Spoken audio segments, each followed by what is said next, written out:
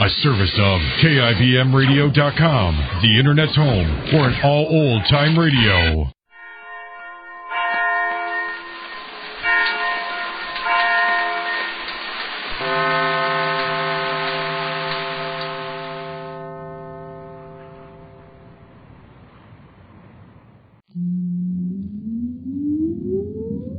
Countdown for blast off. X-5, 4, 3, 2, X-1, fire.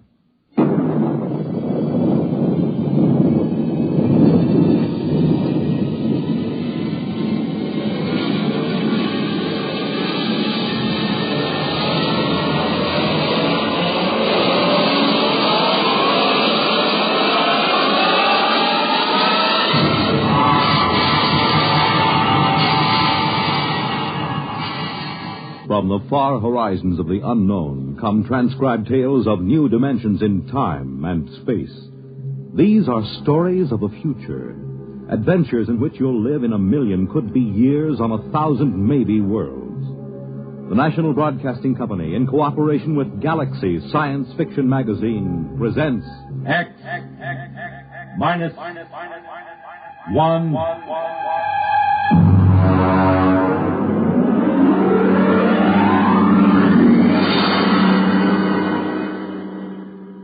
Tonight, Student Body by F.L. Wallace.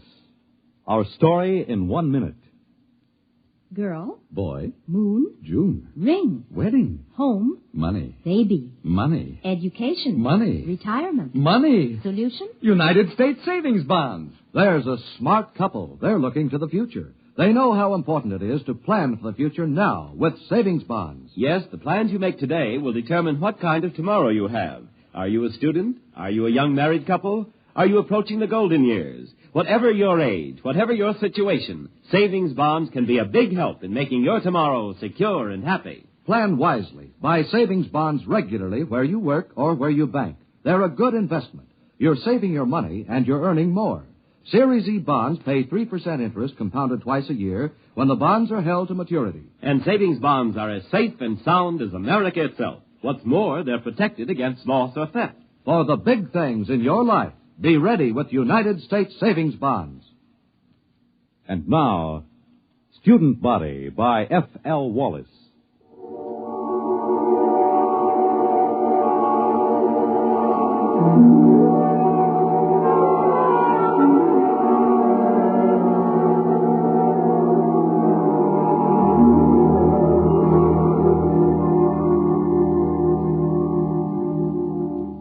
Emergency report to Central Colonial Service. Subject Planet 7G63, Glade. Reporting Dano Marin. Special assignment from Biological Control. Report consisting of standard universal tapes and special recorded comment. First segment, landing day +1. 6 a.m. sidereal mean time. Voices on tape, myself, Colonial Executive Shep Hafner, and Athel, a female member of our crew. Tape commencing. Watch your step on the ramp, Marin. It's tilted. Oh, yes, I will. All right, where are these people? Over there, a few hundred feet. Beneath that tree. Oh, come on, then. You know, I'm going to have to note in the log that you cleared the planet for colonization as of last night. I understand. I'm taping this now for my records. I take full responsibility for the safety of this planet. All right. But wait until you see this. Here we are. Now, do you see there? In the clearing beneath that tree? What? Good Lord, they haven't a stitch of clothes on. None of them. That's just what I told you. Are they all right? They're not... No, they're just asleep. You can see them breathing. Look here, Hafner. Who gave them permission to sleep out here in the open? Shh, don't wake them yet. I gave them permission, Marin. They've been cooped up in that ship for over 6 months. They wanted to sleep outside. And in view of your clearance, I couldn't see any reason to refuse permission. I know. You were within your rights. But the clothing, why, they don't even have blankets. They did have, when they bedded down last night. Some of them even used the standard issue sleeping bag. Well, then what happened to them? There are 13 people sleeping around that tree, and they're stark naked, all of them. Last night you told me there was nothing dangerous on Glade. Do you still think so? I know so. I have the complete biological survey. Does your survey account for anything like this? You know it doesn't. That's what I thought. Okay. Now you've seen it for yourself. Let's wake them up and get them back to the ship. No, wait. You better wake them one at a time. This will be embarrassing enough for them as it is. Yes, I suppose you're right. I will wake the nearest one first. That's Athel, our lab technician. Yes, well, here, take my jacket. Cover her with it before you wake her. All right. Wake up, Athel. All right, Athel, wake up. It's Executive Haffner. What? Oh, what is it? I'm sorry, Athel. Something has happened. Oh, my clothes. My blanket, everything's gone. Now, be careful. Don't wake the others. Yes, the others. Why, good heavens, they're all that way. Athel, just go back to your cabin on the ship. Everything is all right. We'll explain it to you when we have the others safely back. But I feel so foolish. How could this happen? What's the meaning of it? Now, just get back to the ship. Your clothes back there are perfectly safe. Yes, it's all right. Well, thank you. You told her we'd explain it later, Haffner. Do you think we can? That's your job, isn't it? This planet is as new to me as it is to you. You're the biologist. What destroyed their clothing? It would have to be something that could destroy both blankets and clothing without waking the people. Nocturnal insects? Ordinarily, I'd say that was a distinct possibility if it weren't for the fact that our surveys show no evidence whatsoever of any such insects on Glade. Your survey could have missed them, couldn't it? Not if they existed in any great quantity. Besides, if insects were the answer, there should be some kind of evidence of them right here in the area where Athel was lying. Certainly one or two of them would be crushed when she rolled over in her sleep. Oh, that sounds reasonable. Now, look for yourself. There's absolutely no sign of anything at all here. Well, what about some chemical, some vapor oozing from the ground? No chance at all. I'd rule that out completely. Then what? Well, here's the tree itself. I suppose it could exude some sort of a chemical that might dissolve cloth, but I can check that in the lab. And we better arouse the rest of these people and get them back to the ship. Hey, wait. What? What is it? Why, it's some kind of an animal. Just caught a glimpse through there. There he is. Yeah, you see behind that bush? Yeah. Looks almost like a chipmunk. Yes, and he's feeding on something. Why, it looks like a piece of cloth. Marin, do you think that... Shh, he doesn't hear us. I'll just ease up to him now. Closer. Now. You got him. Oh, well, heck, you little devil. Watch out, Marin. He's got sharp teeth. You're telling me. Yeah, easy there, boy. Easy. Like to have your head stroked? Sure you do. That's the boy. He's calming down. Yes, look at that. Well, he's nestling in the crook of my arm, almost like a kitten. Almost. Marin, I hope you don't mind short sleeves. Now, what do you mean? He's already eaten half the sleeve off your shirt. I think we've found the answer to our problem. The animal was a small furry mammal resembling an Earth-type rodent. Its overall length is 14 centimeters, weight 512 grams. Fur stringy and sparse, color a light beige, indicating no particular protective coloring. The animal was placed in a special cage in a biological laboratory aboard ship for further study. Next tape, landing date +2. Can we exterminate it? It's quite a job. How about locally? Hardly. It's ecologically basic. Look, Marin, you're from biological control. I've just got an executive's rating. Well, look, you know how control works. They send a survey ship over and record the neural currents of the animals. They get everything that has a brain, including insects, and they take a few specimens to check the patterns. Now, here's the report on Glade. The survey shows that this animal is one of only 4 species of mammals on the planet. It is also the most numerous. So if we kill them off here, others will swarm in from other areas. Yes, that's about it. There are probably millions of them around the planet. Of course, if you want to put a barrier across the connection to the mainland, you might be able to wipe them out locally. Look, Marin, I've got a tight schedule. I can't spare dirt-moving equipment for that. By the way, what do they eat? Well, as far as I can see, anything. Insects, fruit, berries.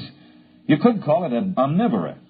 Now that our clothing is handy, it eats that, too. I thought our clothing was supposed to be vermin-proof. It is on 27 planets. On the 28th, we met up with a little fella that has better digestive fluids, that's all.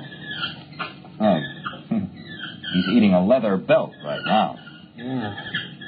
Are they likely to bother the crops we plant?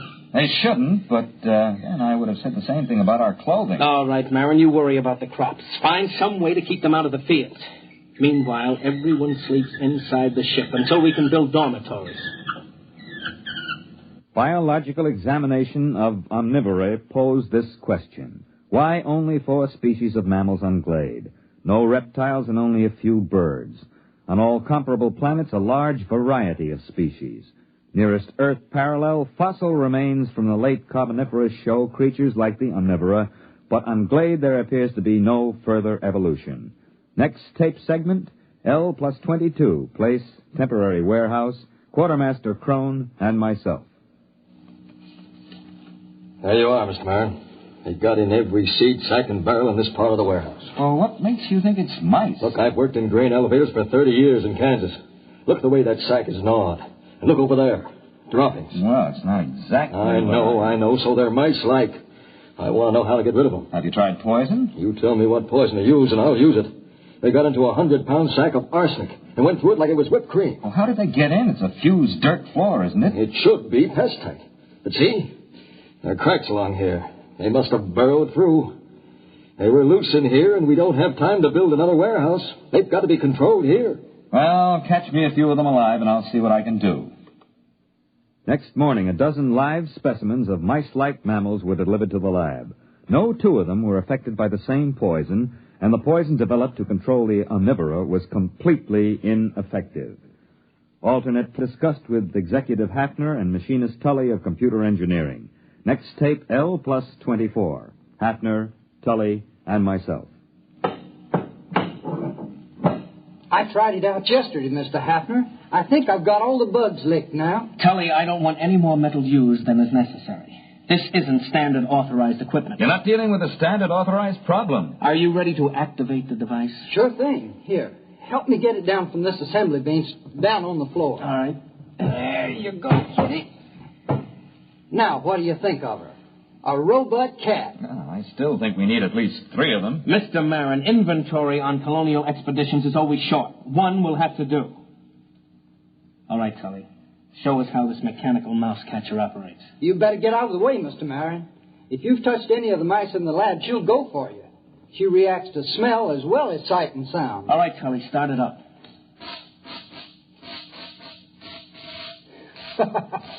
All right, Kitty, go ahead and have a good time.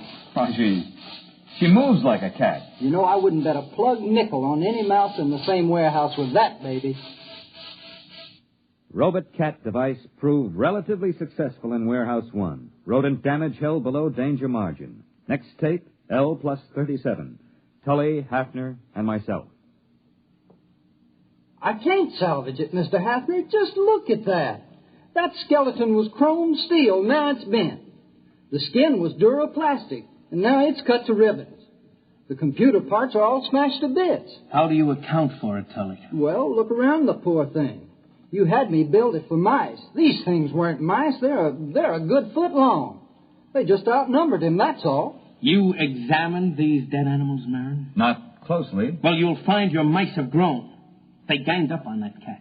There aren't supposed to be any rats on Glade, are there? Well, there weren't supposed to be any mice either. What are you going to do? We'll have to build another warehouse. 2-foot-thick fused floors. Wait a minute, Mr. Hafner. To do that, we'll have to stop all other construction.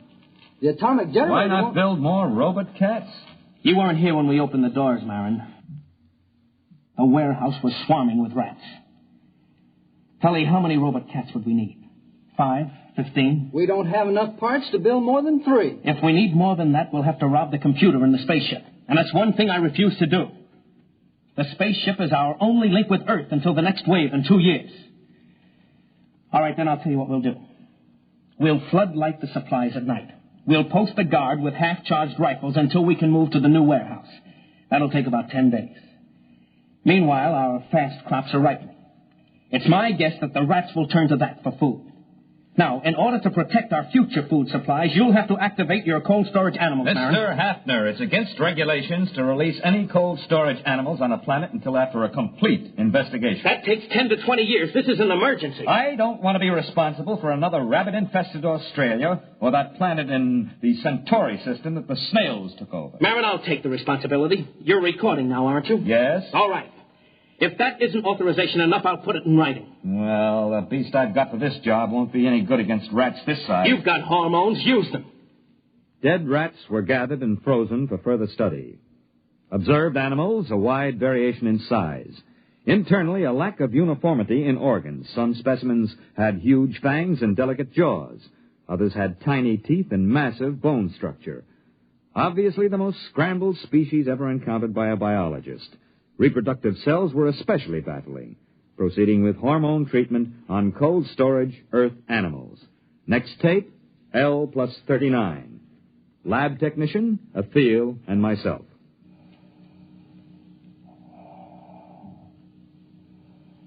First one is coming out of it, Mr. Marin. Yes, that makes 85% viability. That's not bad.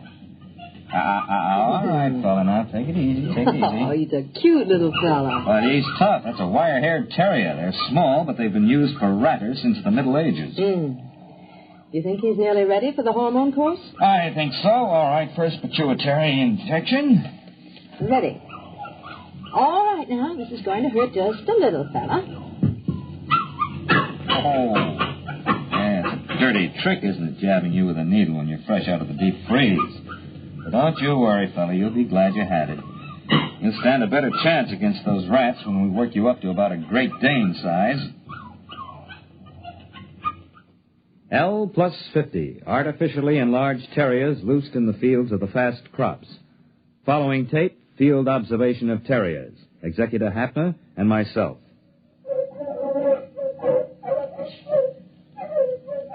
How long have they been at it, Marin? Since daybreak. I have to bring the dogs in at night and shoot them full of antibiotics.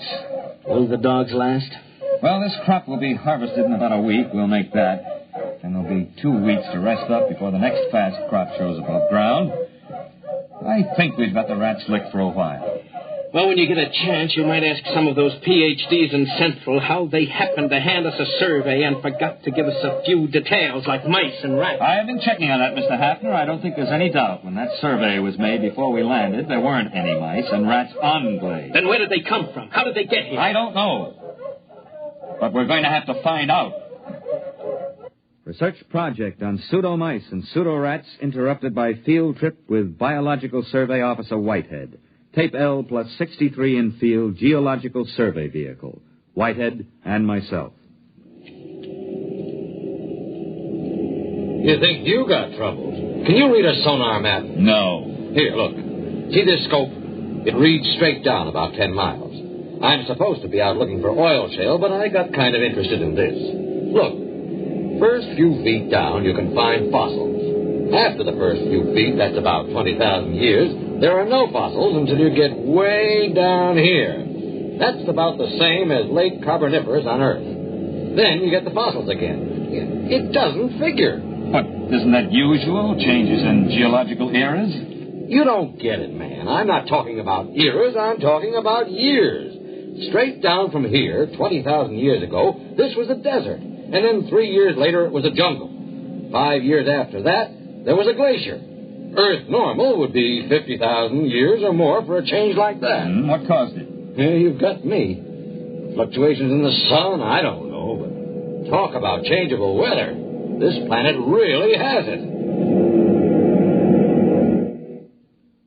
Based on accumulated data, theory developed regarding mammalian life on planet Glade.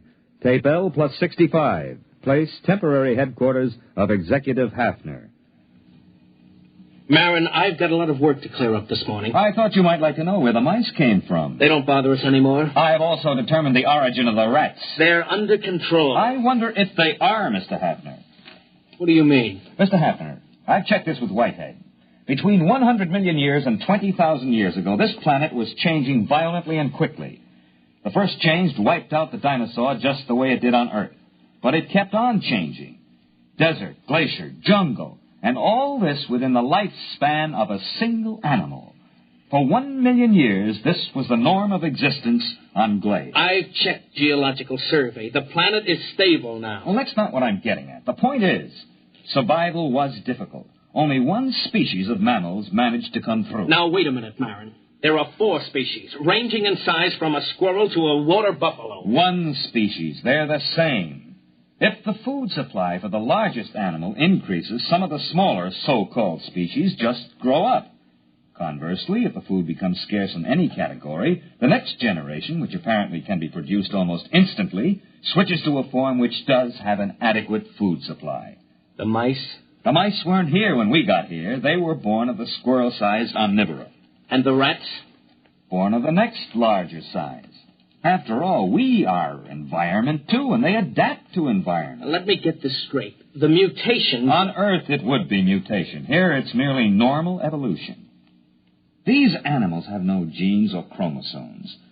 I don't know how they pass down heredity, but they react to external conditions far faster than anything we've ever encountered. Then we'll never be free from pests unless, of course, we rid the planet of all animal life. Yeah, you mean with radioactive dust? That won't work. They survived worse. Or maybe we could leave the planet. Leave it to the animals. I could exercise authority under Clause 364. It's too late for that. What do you mean? We sent back the specimen ship. The animals are on Earth, too. But those specimens were in cages. Yes, but the next generation would be small enough to get out through the bars. They'll be running free in the cargoes of the spaceships. They'll land on Earth, and the first thing you know, a new mutation of rats will appear.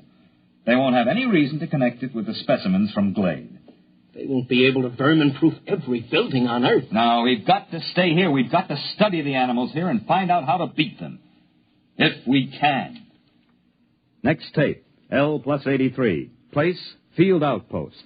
Quartermaster Crone, Hafner, and myself. I saw it, Mr. Hafner. I saw it. Are you sure? There. You see that tree? No, the big one. The white flowers? That's the one. I saw it behind there. Can you describe it? Well, I didn't get a good... That's it. That's what I heard. It sounds like a tiger. I've heard them like that in India. You watch. Right by that tree. Hey, look out. It's heading this way. Give me that rifle. Hurry up. Shoot. Try again.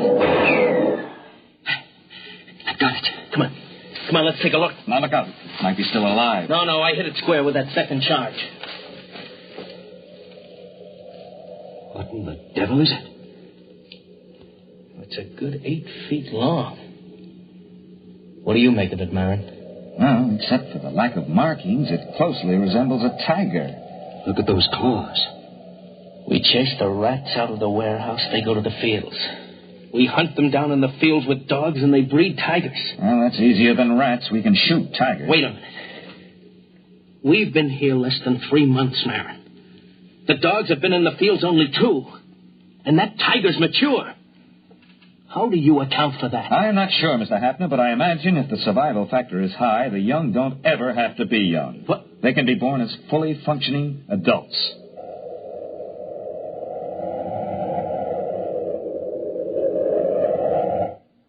Development report. Mice under control. Field rats under control by terriers. Tiger-like animals under control with searchlight and rifle.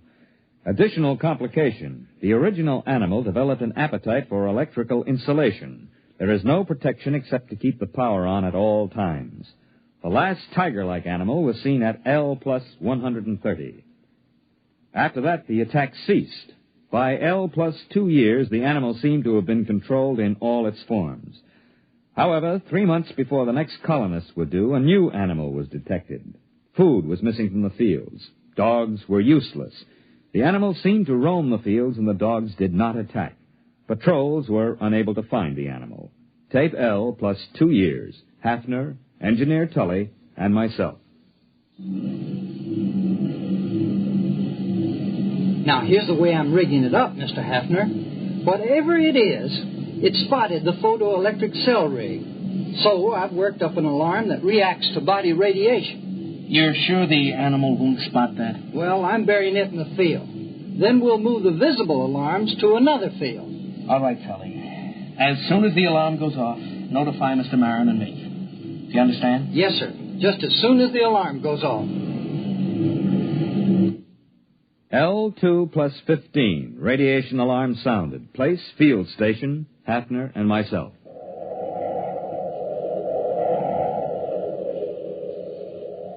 Look out where you're walking, Marin.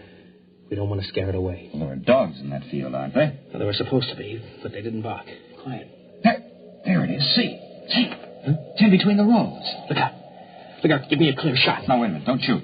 Look, Marin, I'm the executive here. I say it's dangerous. Dangerous? That's why you can't shoot.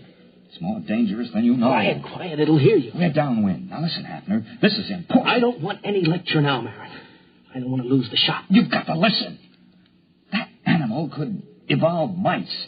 We stopped mice and it brought rats. We turned back the rat and provided the tiger. All right, we stopped the tiger. Not really. There was another animal being formed. The one that's in that field now.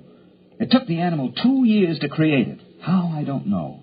1 million years were required to evolve it on Earth. He's moving away. Marin, I'm going to shoot. Don't shoot. We can't destroy the animal. It's on the Earth now and on other planets. We've never even been able to get rid of our own rats. How can we exterminate this animal? All the more reason to start now. Get down and give me a clear shot. Listen. Are their rats better than ours? Will their beasts win or ours be stronger? Or will the two make peace, unite, and interbreed? It's not impossible. This animal could do it if interbreeding had a high survival factor. Don't you see, after the tiger, they bred this thing. If we shoot it down, what will come next? Look at it, standing erect. Opposable thumbs, binocular vision, a large brain capacity. This one I think we can compete with. It's the one after this that I don't want to face. Marin, it must hear us. It's looking this way. Look at it, Hafner. He's holding his hands up to show us he's got no weapon. Drop your rifle. Are you sure? Drop your rifle!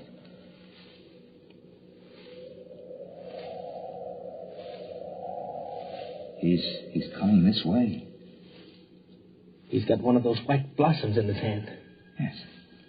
Must be a sign of peace. What? It looks almost like a man. I wonder what's inside that body. I wonder what's inside that head.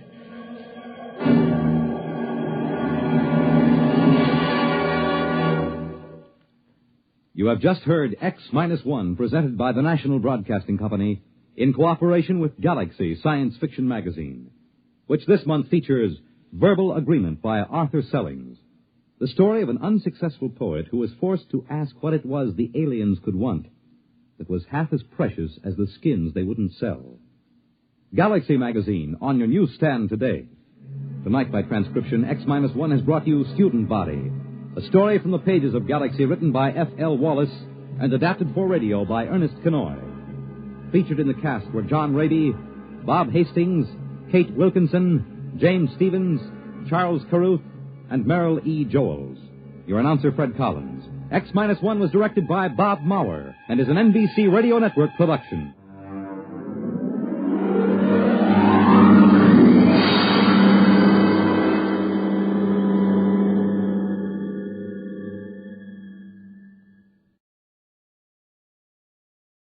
Suppose you met a man in a tavern and he told you quite seriously that he wasn't a man at all, that he was the last Martian left alive. Well, that's what happens to a newspaper reporter next week when he is sent out on what appears to be a routine crank story. What happens next, though, is very far from routine, as the interview leads to a whole succession of astonishing events.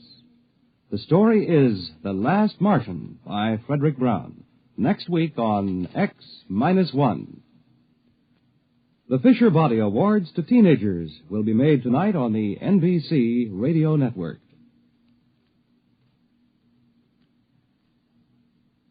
You mind if I sit down? Help yourself. It's a free country. I brought you beer. Barney, the bartender, told me something about your problem. Oh? Thanks for the beer. Drink up. Yeah. Well, I suppose you'd think I'm out of my mind, but, well, maybe you'll be right. The bartender probably thinks I've flipped my lid. Listen, are you a doctor? Nope. Do you think I'm insane? I'm not a doctor, and I haven't even heard your story yet. How can I tell? Okay, I'll tell you. I'll tell you everything that happened. Then you tell me if you think I'm all right. 2 hours ago. I was on Mars. 2 hours? How did you get here? I don't know. That's the horrible thing. All I know is that the others were dead. All of them? How do you know? I saw them. I saw their bodies in the street. It was awful. Now, wait a minute. You mean you're the last one?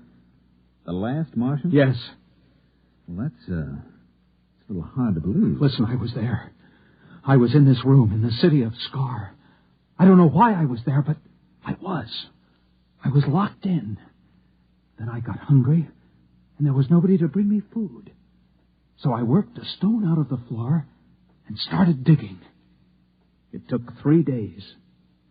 When I got out and reached the street, everyone was dead, lying in the open. What did you do? I took a Targan, an energy plane, and flew it to Xandar. Xandar is the biggest city, the capital. Every place, it was the same.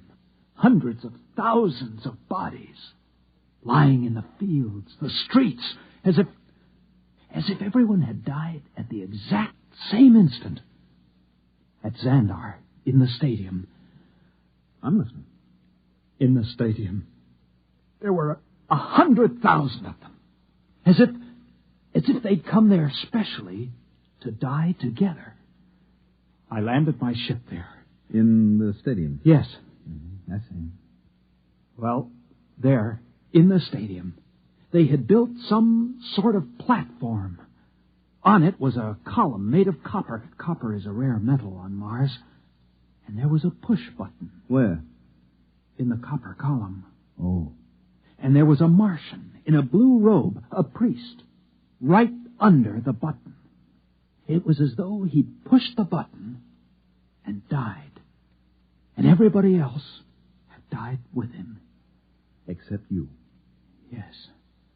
All except me. And then? And then I was on a Madison Avenue bus, riding to work, here in New York. Oh, now wait a minute. Listen, I know you don't believe me. I know it sounds as if I was stark raving mad, but take it easy, huh? You know what I think? What? You've had some sort of terrible shock. Well, of course I have.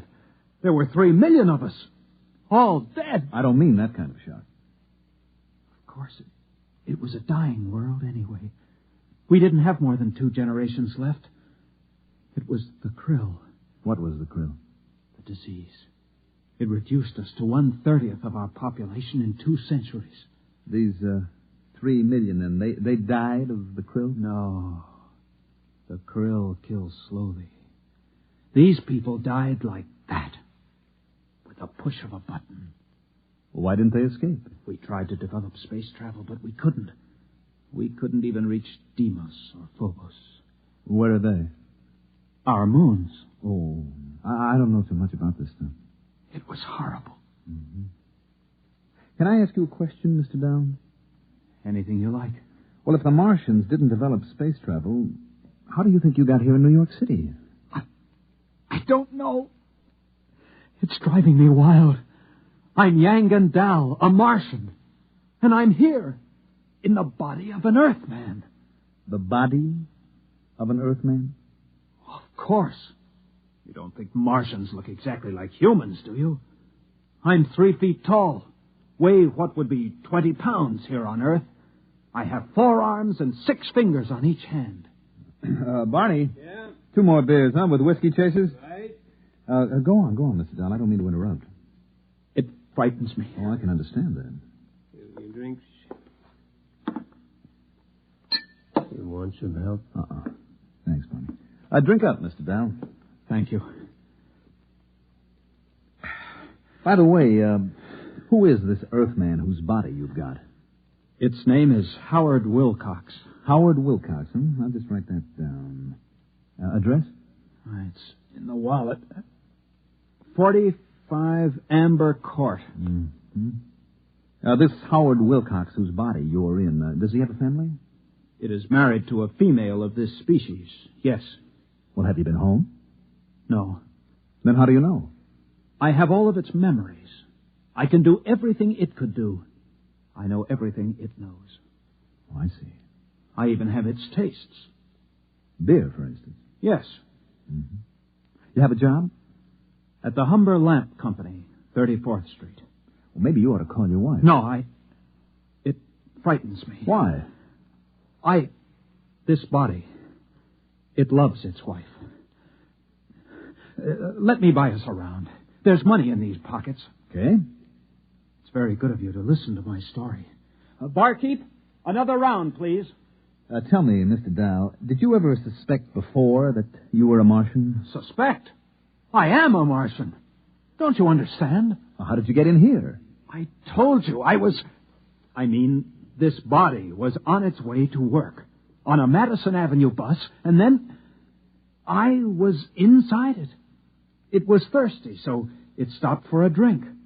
And I thought maybe the bartender could give me some advice. So I started talking. Don't you believe me? Listen, Howard, you should be due home for dinner by now. Now, you're making your wife worry. Why not phone her? I'm afraid. What's there to worry about? Whether you're young and dull or Howard Wilcox is a woman sitting home worrying. I suppose you're right. Of course I'm right. You're very understanding. Oh, not at all. You wouldn't want to come with me, would you? I'm sort of afraid. Well, it would look funny. I could tell her you're an old school friend. We could have dinner. And then maybe I could get to know her. You really want me to come? Would you? Let me make a phone call first, okay? Fine.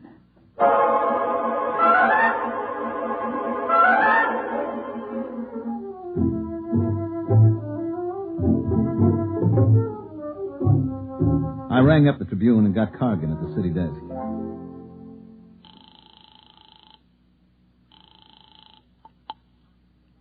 City desk, Cargan. Hi, Bill Everett. Did you find him? Uh-huh.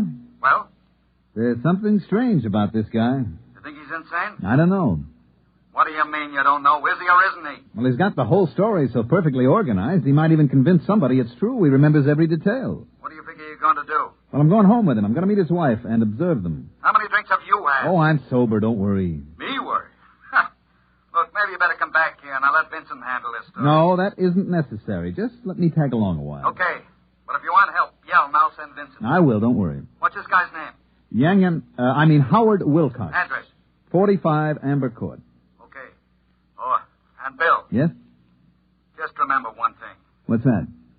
You could be playing with dynamite. Watch your step.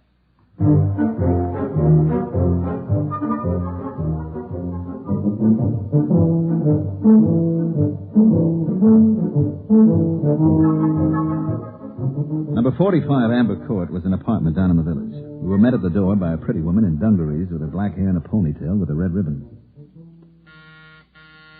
Let me handle it, okay? I wish you would. Howard, I was so worried. This is Bill Everett. I'm an old boyhood chum of your husband, Mrs. Wilcox. We met, and I asked Howard to have a few drinks, and I'm afraid it's all my fault. Bill is having dinner with us. If it isn't too much trouble. Well, no, of course not. Well, that's very generous of you. Well, if you'll excuse me, I'd better start dinner. Howard? Yes? Are you all right? Why, yes. Fine. You didn't kiss me. Oh, well. That's better. That's the first time in 11 years Howard hasn't kissed me when he came home. Well, we stopped and had a few drinks. It was all my fault, really. Look, just make yourself comfortable. I won't be long. Do you think she suspects? Of course not. I'll have to tell her. You want to wind up in an institution? No, but I can't keep up this pretense. Just set your mind to it. Now, after a while, it'll become natural. You'll forget that you ever were a Martian. You do believe me, then, about being a Martian? Of course. Oh, that's good to know. Now, look, whatever you do, don't tell your wife. It would ruin her life. I'll try not to tell her. Try very hard. Now, don't tell anybody. You and the bartender know, of course. Well, we'll keep it quiet. Don't worry. Good. Do you think you can carry it off? I'll try. Good boy. Now, tell you what. If you get into any kind of trouble, if you just have to talk to somebody about it, give me a call. Here, at this number. Now, if I'm not in, you leave a message with my boss. His name is Cargan. Cargan. You promise? I promise. Fine. You're very kind. This body, I've never met anybody so kind here on Earth. Forget it. Well, discussing so secretly? Just business. Oh, I'm sorry about being late, dear. Well, you might have phoned. After all, you were only a few blocks from the house. It isn't as if you were on Mars or someplace.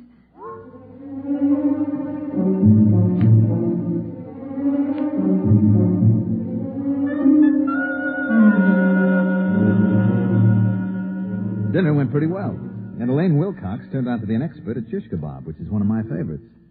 After dinner, I still had a couple of hours to put in at the paper, so I went back. Cargan came over to me right away. Well? Well? Is he or isn't he? He's a Martian, all right. No question about that. You're very funny. I have my moments. Would you mind telling me exactly where you've been for 3 hours?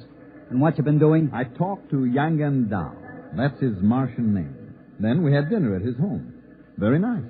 Shish kebab. What about the story? Oh, yeah, the story. Well, it seems that he was locked in a room in the city of Scar. And he got out and saw all the dead bodies of the entire Martian population. Then he flew to the Capitol and saw a button that a priest had pressed, and the next thing he knew, he was inside an Earthman named Howard Wilcox riding a Madison Avenue bus. Want me to write it up? Is that all you've got to tell me? That's all. Listen, this guy's going to be perfectly all right as soon as he gets used to the idea that he's Howard Wilcox. He is, I suppose you're a qualified psychiatrist? Well, I'm qualified to judge this. I'd better send Vincent over there. There's no need for that. I have a distinct feeling you've let your emotions get into the act. Well, what's wrong with emotions? They don't belong in this business. Look, Cargan, this is a decent enough guy. He's a little bewildered, maybe. Now, why not let him live out his life in peace? He may be dangerous. Don't you trust my judgment? We can't afford to pass up anything important. Oh, you're exaggerating. Maybe. Vincent. Yes, Mr. Cargan. I want you to do a follow-up on a story that Bill here started. A man named Howard Wilcox who thinks he's a Martian. Oh? Bill has the address. Now, if anything happens to this guy, there are liable to be questions and accusations. Vincent can handle that end of it. You want the full treatment on this story, Mr. Cargan? If you think the man is a menace, give him the full treatment. Okay, Mr. Cargan.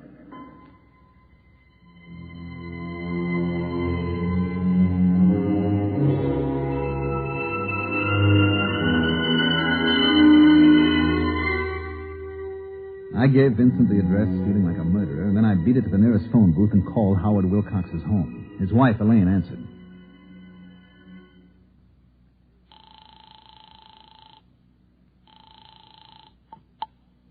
Yes?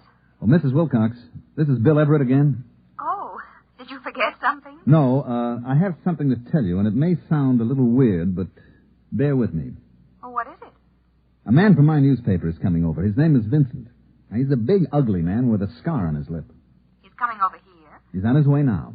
Well, what for? Well, that's the part you aren't going to believe, Mrs. Wilcox. Well, try me and see. He's going to murder your husband. I'm afraid I didn't hear you. I said he's coming over to murder your husband. You and Howard did do quite a bit of drinking. I'm trying to do you a favor. Now listen to me. I'm listening. Send him away. Tell him Howard had to leave town. Do you hear me? I hear you, but really... Please, Mrs. Wilcox, if your husband means anything to you. Of course he does, but why not call the police? They'll laugh at you. I'm coming right over. I'll explain when I get there. And remember, your husband's life depends on this.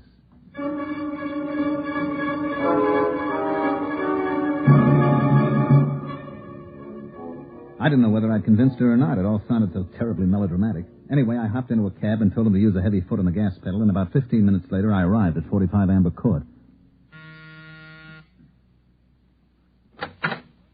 Oh, it's you. Was Vincent here? There was a man here from the Tribune, yes. Did you do as I told you? Well, I got Howard out of the house. I sent him out for some mozzarella cheese and gave him a couple of places that don't carry it. What'd Vincent say? I told him Howard wouldn't be back in town till tomorrow. He said he'd be back. Did he say what he wanted? Just that he had some good news for my husband. Some good news. May I come in? I wish you would. I want to know what this is all about. Sit down. Now, would you mind explaining? You won't believe me. You keep saying that. Okay, Mrs. Wilcox. Your husband, Howard, is a Martian. A Martian? That's right. I see. And when did you discover this about my husband? This morning. Would you mind telling me just when he arrived? From Mars, that is. This morning. You don't say. Told you wouldn't believe me. Oh, I haven't said that yet. You're sure Howard is a Martian? Yep. He claims to be the last Martian. Look, see if I can make it clear. There was a plague sweeping Mars. Now, they devised a means of transporting their intellects through space to Earth. Their dead bodies remained behind. Now, Howard, your husband, was confined in an institution, so he didn't get to go with the other Martian souls. He dug his way out and went to the capital city where the energy machine was located. Mm-hmm. I guess there was enough left to send his intelligence down here, where it landed in the body of one Howard Wilcox. How did you find this out? He told me. Mr. Everett, if you don't mind, I'm rather tired. First you tell me someone's going to murder Howard, then you tell me he's the man from Mars. I'd like to get some rest, if you don't mind. I'm trying to convince you your husband is in danger. If Howard is a Martian, just why did your Mr. Vincent want to kill him? Because Mr. Vincent is a Martian, too. Uh-huh. I suppose the editor of the Tribune is also a Martian? No, not the editor, just the editor of the city desk. And you, Mr. Everett, are you a Martian, too? Matter of fact, yes. Good night. Just won't see it, will you? Good night, Mr. Everett. Okay, I tried my best. Martians, indeed.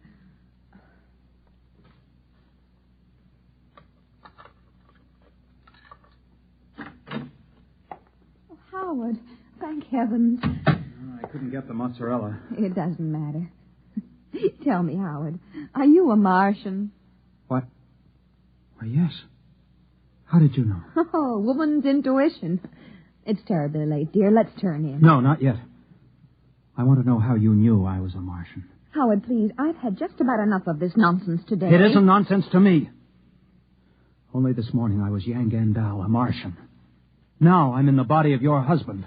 Is this a joke you and your friend Mr. Everett invented to torture me? Because if it is... It isn't a joke.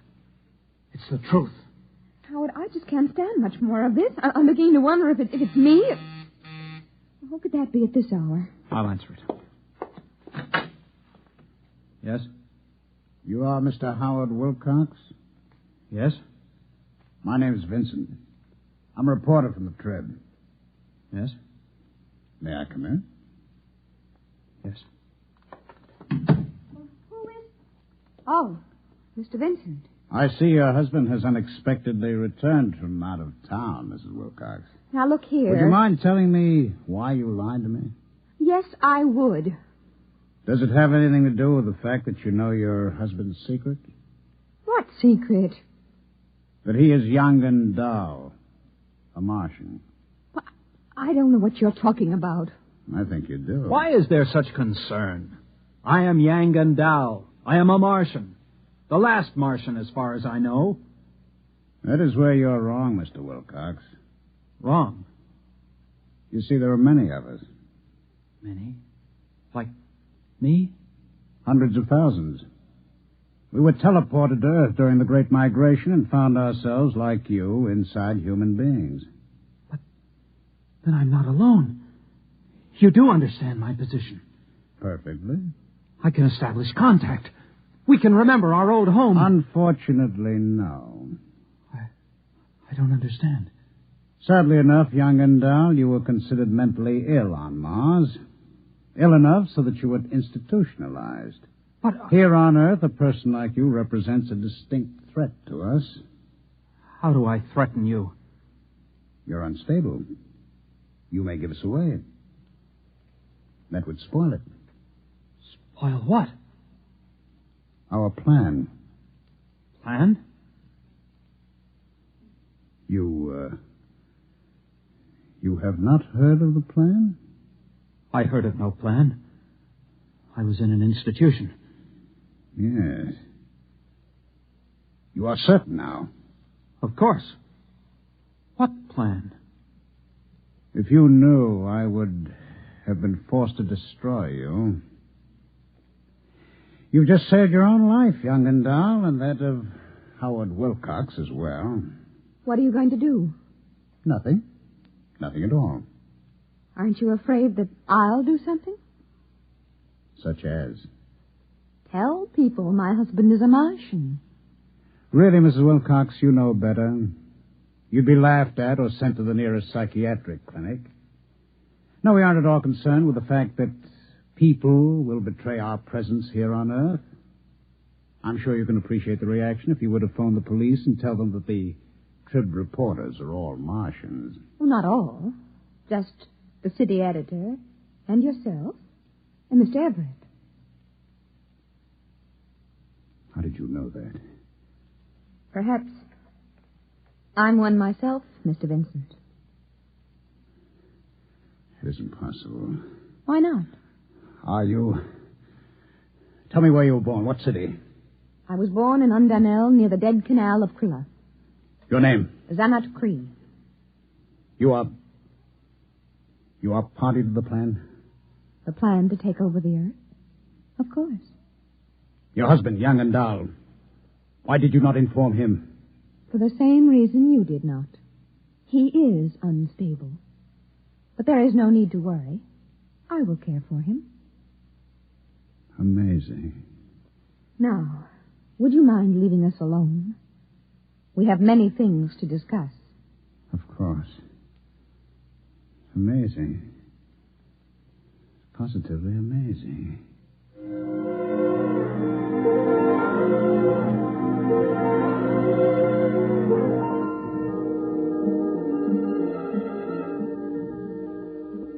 I was standing in Barney's bar having a double scotch on the rocks when Vincent came in looking like a man who spent the last 3 hours in a KitchenAid mixer with the dial on Fluffy.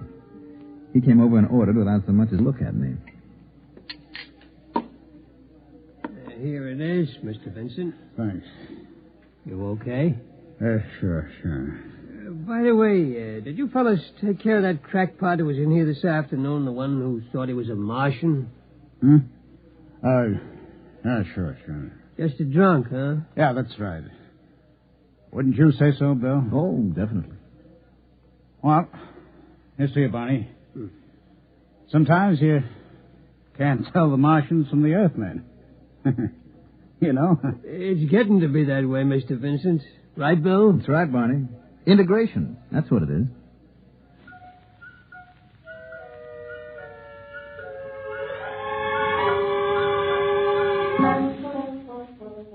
I gave Barney a sly wink and lifted my glass along with Vincent. Of course, Barney understood. You see, he's one of us, too. You have just heard X-1, presented by the National Broadcasting Company in cooperation with Galaxy Science Fiction Magazine, which this month features Alan Cogan's story, Nothing But the Best, which tells about a strange mix-up in time and place. Galaxy Magazine, on your newsstand today.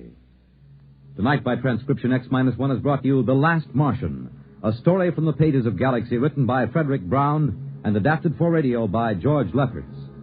Featured in the cast were Mandel Kramer, Elliot Reed, Santos Ortega, Ralph Bell, John McGovern, and Patricia Wheel. Your announcer, Fred Collins. X-1 was directed by Daniel Sutter and is an NBC Radio Network production.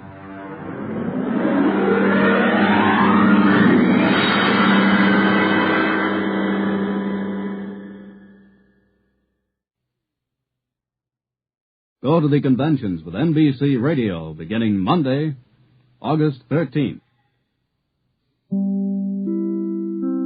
The magic island of Euclidia is an unusual, fascinating, and weird place. But what is more important to Mrs. Gregory and her party right now is the fact that the magic island is also a very dangerous place. Safely locked in their cells 90 feet below the surface of the island, the Gregory party is planning escape when a knock is heard at the steel door outside their chambers. Captain Bradford goes to open the door, and a ray gun puts him to sleep for a good long time. When Patricia opens the same door a few minutes later, believing that the automatic ray gun would be good for only one shot, another steel partition at the end of the corridor gives way, and a great wall of water is rushing at them as Jerry, Joan, and Pat try to close the door. It's too late, Jerry. It's too late. No, it isn't. Shove on this door. Push hard, Mother. Oh, I'm doing my best. All together now. Push. It's nearly shut. Come on. Push. Harder. Push. And we are. We're doing it. Oh, boy. Oh, Jerry, we did it. Oh, you're very strong, Jerry. Oh, sure I am. But that was plenty close. That water must have been coming down that hole 5 feet deep. Oh, yes, Jerry. It was all of that. Looked as high as my head. Well, we got it stopped anyway. The wall of water had not reached this door in the full force of its intensity, however. What appeared at some distance as a wall of water 5 feet high was in reality no more than 18 inches in depth at this door. Oh, all right, Joan. Go ahead and make it look as if we haven't done anything. No, Jerry. Sure, Joan didn't mean it that way. Okay, forget it. Hey, look at Tex. He is in the water. Oh, he'll drown. We must get him up at once. Oh, we can try. Come on, give me a hand. But that magnetism. Oh, I can raise his head above the water. Then the pull of magnetism is gone. Yeah. Say, that means those Euclideans are on the island again. Come on. Let's get Tex up on a bed. Then you and I can make a dash out and see what's going on. Tex is breathing evenly. He didn't get any of the water. No, Mother. His face was just above the waterline. I was watching that. Oh, no wonder you weren't pushing on that door. Please, you do it. Help me get Tex up. Okay. Yes, Mother. Here we go. All right. Oh, he sure is heavy. Jerry, how many times must I tell you that you should say surely is heavy and not sure is? There you are, Mrs. Gregory. I'm wading around in water over my ankles, carrying the heavy end of a 200-pound man, and she takes time out to give me a grammar lesson. Sorry, look at Jerry, but you stand it well. I can take it all right. Now, let's ease him down over here. Oh, this will do nicely. Oh, dear. Tex is heavy, isn't he? His normal weight would be greatly increased by the total relaxation induced as a logical effect of the ray. Yeah, and he weighs more, too. That is precisely what I said, It Jerry. was not. You said Oh, Jerry. No more now, please. I'm sorry. You were always saying you were sorry, but you never make any attempt to improve your habitual method of procedure. What's the matter with my habitual method Oh, of Jerry, please. Oh, sorry. What's the use? Come on, Joan. We're not doing any good here. And Tex will be all right as long as he sleeps like that. Let's sneak out for a quick look around before any of those Euclideans get a chance to come down here and see how we're living under the water. But the water, Jerry, we will not be able to open the door now. You will have to postpone your look around. I don't think so. That water was shut off just as quickly as it started to flood. Why would you think that? You didn't hear a sound of it after we got the door shut, did you? Well, no, that's true. But these chambers are soundproof. You would not hear the water even if it still rushed at maximum velocity. Maybe and maybe not. I'm going to have a look. If you must be silly, I will accompany you, Jerry. Oh, will you two please be very careful? Oh, Jerry, the water. Yeah, it ain't. Not ain't, Jerry. No water either. Look on this floor. Why, the water is gone. What a marvelous place this island is. Come on, Joan. Yes. How long will you be gone? Oh, not long, Mother. Now, you be very careful, won't you, Jerry? We'll keep our eyes open. And take no chances. We will proceed with caution and deliberation. Yeah, and we'll be careful, too. Jerry Hall, why must you pretend to misunderstand me every time I use a word of more than one syllable? Because you try to show off by sticking a lot of big words in where one syllables would get it said better and quicker. Now we'll open this door. One moment, Jerry. Before you open the door, listen to be sure the water is gone from the corridor. I thought you said these doors were soundproof. Oh, that was silly of me, was it not? It was, plenty. You're slipping, Joan. Continued association with you has done much to undermine... Wait a minute. Association with me won't do you any harm. Now remember that you're used to being one of these smart Euclideans for a minute, and tell me what to do before I open this door. It is never safe to guess on Euclidia. Oh, nothing is safe here. But this door can't do any more than spill a lot of water in on us. Here goes. Nothing. No water. Nothing in the corridor. Well, don't look so sorry about that. Come on, Joan. Hey, listen to our steps and our voices. We're in one of those echo chambers again. Yes, Jerry. And with all the electrical devices functioning as usual, we may consider it an established fact that the scientists have returned to the island. Then this thing gets worse. We may have to worry about some outsider blowing up this island without knowing we're here. And all the time keep right on worrying about what sort of tricks G47 is going to pull. G47 will spare no effort to secure Captain Bradford's formula. But, Jerry, will Mother think it right for us to leave her with the captain? Your mother would have been about ready to kick us out of there if we hadn't gone when we did. Why, Jerry? Well, maybe you haven't seen enough of your mother in Tex to notice it. After all, you've only known your mother for the little while we've been on this island.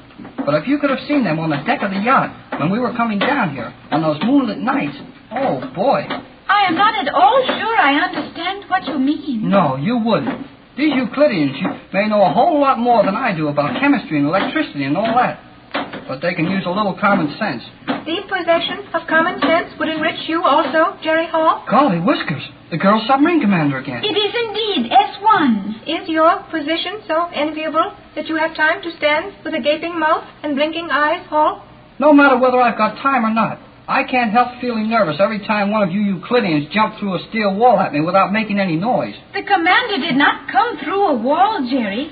She merely stepped around the corner of this hallway. You have not lost all sense of proportion, Cleostra, even though your wits are of necessity dulled by contact with young Hall. Never mind about sharpening up my wits. Tell us how we're going to get out of the hole we're in now. My mission is to guide you to a chamber even more strong and isolated than the one you have been occupying in comparative comfort. We are to be placed in solitary confinement? Precisely. Hey, quit pushing me around, Commander. What's the idea? You may learn a great deal more by keeping silent than will ever be revealed to you in response to your baying. Baying, huh? Oh, all right. I'll go where you want me to. Only stop pushing. Is it permissible to inquire as to our ultimate disposition? It is not. You will enter this door. What a small room. Golly whiskers, Commander. This thing isn't a big enough cell to keep anybody in. You will observe that the speaking voice is normal in tone. There is no communication possible to this chamber. Oh, and you wanted to get us in here quick and talk to us before G47 discovered where we are? Precisely. Report on your position, condition, and what has transpired. Captain Bradford and Mrs. Gregory, my mother, are in water control cells on this level. Captain asleep with ray effects. Have been flooded but now drained. Have no plans. Captain will offer formula as last resort for our safety. Very good. You will act as I instruct you? Precisely. Yeah, that's it. And maybe that's a good word to use around here. We'll do what you tell us. Precisely. Remarkable, if authentic, this attitude on your part, Hall. Oh, I'm all right. Now who's losing the time? Correct. I will proceed. This much I know of G47's plans for you. Your lives are in no danger for the moment. Euclideans will devote all possible time to relocating island. Your numerous radio messages have attracted attention of Coast and Geodetic Survey. They cannot harm us, but with instruments at their command might well determine many points concerning Euclidia. The island was moved as I thought then. Movement was slight. Surface disturbance too great. G47 now conferring with scientists. Have you definite estimate as to probable time before we will be the object of G47's attention? You should be comparatively certain of privacy for 3 rotations. Huh? 3 which? Rotations, Jerry, of the Earth. Oh, 3 days, huh? No. Days are periods of daylight on Euclidia. The complete cycle throughout any period from a given second one day to the comparable second the following or preceding day is a rotation. Oh, okay. 24 hours then, huh? As time is roughly figured in your world, yes. Never mind the cracks about my world. What do we do, Commander? That you must plan for yourselves. I have given you 3 rotations of assured privacy. Must I do your thinking for you as well? We will evolve a plan. Yeah, we might even get an idea. Say, where's the other 2 members of Mrs. Gregory's crew? McLeod, the Scotch engineer, and the old Yep and Nope skipper. They are safely under guard aboard your boat. The boat is in the submerged lock? Precisely. Oh, and where are those little homing pigeons? G47 has them in his private laboratory for personal study.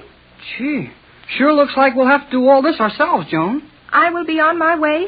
Do not speak as I leave.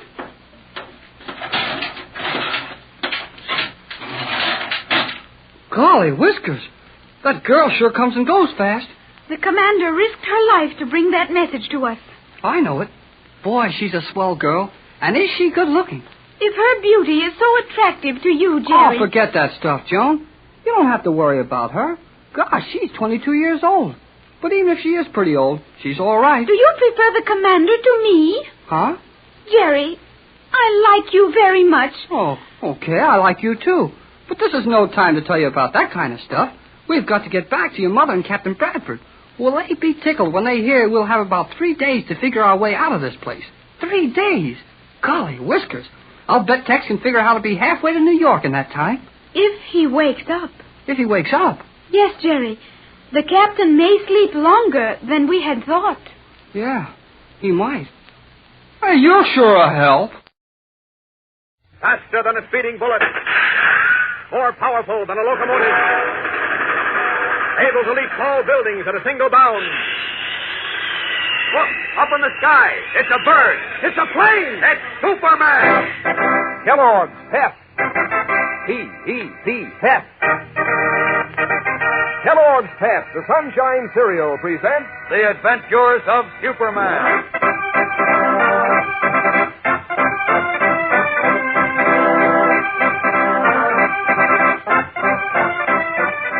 Today, in answer to the Clarion's Page 1 blast that attempts to make ex-GI Sam Robbins appear to be leader of a communist plot, the violently incited mob of veterans march to police barracks to free their pal from jail.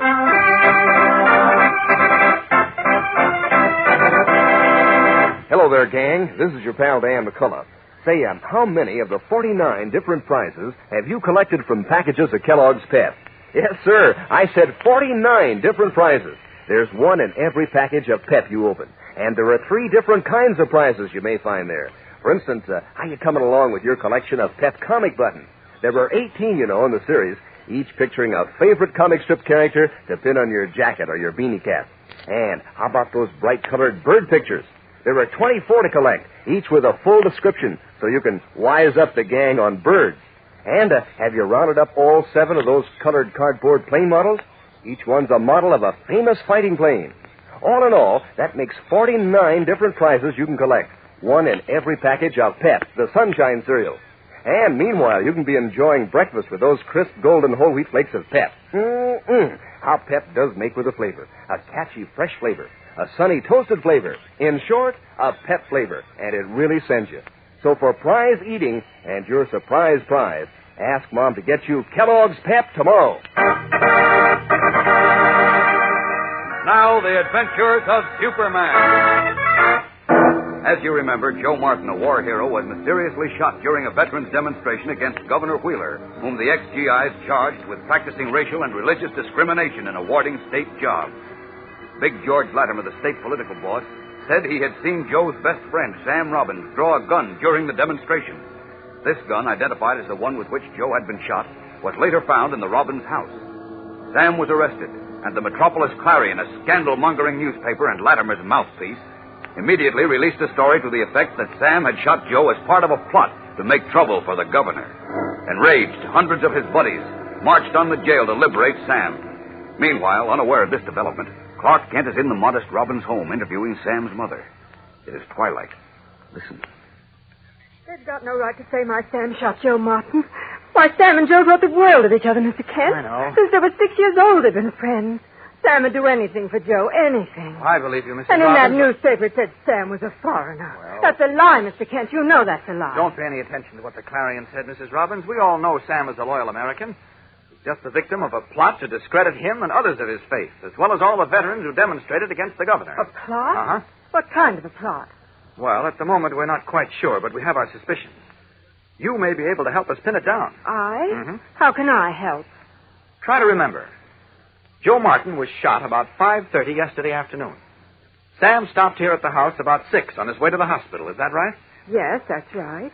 But he didn't stop to hide a gun like the newspaper said. Oh, no. He wanted to get the money he saved in the army to help Joe. Yes, I know that. At any rate, Sam was here about 6. Now, what time did the state troopers come here and find the gun? About half an hour, maybe 3/4 of an hour later. I know it wasn't 7 o'clock yet because... Well, never mind that. But between the time Sam was here and the state troopers came, were you alone? Yes, I was alone. Did you have any visitors? No. Oh, wait. What? That friend of Sam's. He was only here a few minutes. What so- friend of Sam's? I don't remember his name. Think, Mrs. Robbins. Think hard. I think he said it was Charlie, but I'm not sure. He said he knew Sam and Joe in the army. Just got out of the army and he wanted to see Sam. Mm-hmm. Did he come into the house? He came in for just a minute. I gave him a cup of tea and some cake. I see. Tell me, did he go into the kitchen with you, or did he wait here in the living room while you prepared the tea and cake? Now, let me think. Is that important, Mr. Kent? It might be. Can you remember? Yes. He stayed in here, in the living room. Mm-hmm. About how long, Mrs. Robbins? Not long, just while I heated the water and arranged the tray. Well, 5 or 10 minutes, say? Not anymore. Why are you asking all these questions, Mr. Kent? 5 or 10 minutes, eh? Plenty of time to get upstairs, discover which room was Sam's, and slip the gun into a bureau drawer. What? Oh, no, he couldn't. Why, he said he was a friend of Sam's. They were in the army together. Yeah, so he said. What did this fellow look like?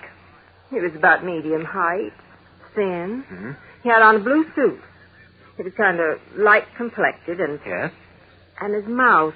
I thought maybe it was because he was wounded in the war. It was kind of pulled up on one side. Lippy Williams. Who? Lippy Williams, a reporter for the Daily Clarion. You've described him to a T. I wouldn't put a thing like this past him either. And the Clarion has been playing up this story to a fare-thee well, practically trying and condemning Sam in their paper. But why? He never did anything to them. Well, if I'm right, if it was Williams who planted the gun here, I think I can guess why. But first, I've got to prove it was he.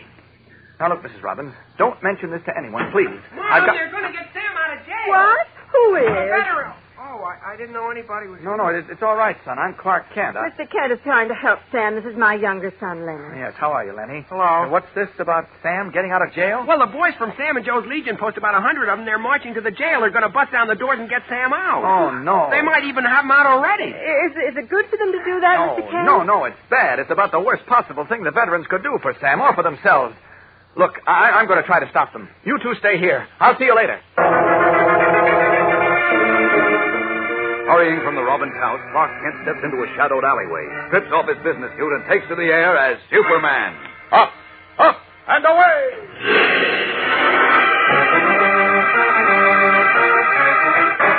Red cape streaming in the wind, the man of steel flashes across the great city, appears over the gray stone barracks of the state police, just as a mob of angry, shouting GI veterans are massing for a rush on the central building housing the jail. Lined across the shallow steps, their backs to the jail doors, stand a dozen uniformed state troopers, guns in hand. The grim-faced sergeant stands a step above them, ready to give the order to fire, as the mass of veterans, like a great wave, suddenly surges across the few dozen yards separating them from the jail. Follow me! Let's take this place like we took up an hour! Wait! Just a minute, boys. Just a moment. Don't let your troopers fire, Sergeant. Hey, Wait, fellow. Wait, I said. Listen to me. Superman, that's right. Now, look, you boys have the wrong idea. We don't settle our quarrels in this country by taking the law into our own hands. You know that. That's what you fought the war for, to preserve respect for law and order. What law? Sam Robbins never shot Joe Martin. Oh, you're right. And we'll prove he didn't. In the court. Governor Wheeler laughs at the court. Listen to me. Two wrongs don't make a right. Besides, you fellas are handling this wrong. You're playing right into the governor's hands. Don't you see that? What do you mean? How? You've already been called foreigners. Yeah, because we have the guts to stand up for our rights. All right. Listen to me. If you attack the jail, you'll be committing a crime against the government. Public opinion will turn against you. The people will believe you're being led by radicals and foreigners. That's what certain people are trying to do, discredit you, so they can go on discriminating against you. Don't you see that? Well, I'll make a lot of sense, too. As plain as the nose on your face. Go home now, please. Don't resort to violence. What about Sam Robbins? We're not going to let the governor railroad him to the chair. Wait a minute. Sam won't be railroaded to the chair.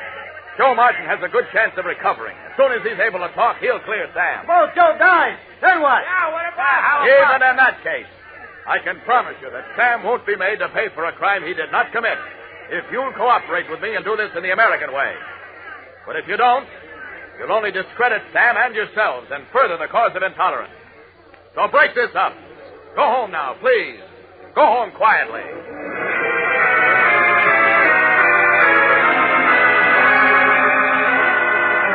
Soberly, the crowd of GI veterans listen to Superman's plea, then turn slowly and begin to disperse. The man of steel breathes a sigh of relief as he watches them go. But unknown to him, a new and even greater threat is being prepared against Sam Robbins and the men who fought for a better world. We'll be back in a moment to find out what that threat is. So stand by. You know, gang, with school started and all, it's a good idea to go in for a real bang-up breakfast. Because if you don't eat right in the morning, how can you have fun at your work and take in more fun after school besides? So tomorrow morning, just get next to a dish of Kellogg's Pep, the Sunshine cereal. See how those crisp, tender flakes of whole wheat tickle your taste. Put you in the mood to eat hearty. Take in that sunny, catchy Pep flavor, all golden toasted. Why, you'll say Pep's one prize of a dish. Or you might say Pep's a 49 prize dish, because there are 49 different prizes you can get in packages of Pep. One in every single package. For instance, you can collect 7 exciting colored cardboard models of fighting planes. Easy and fun to assemble.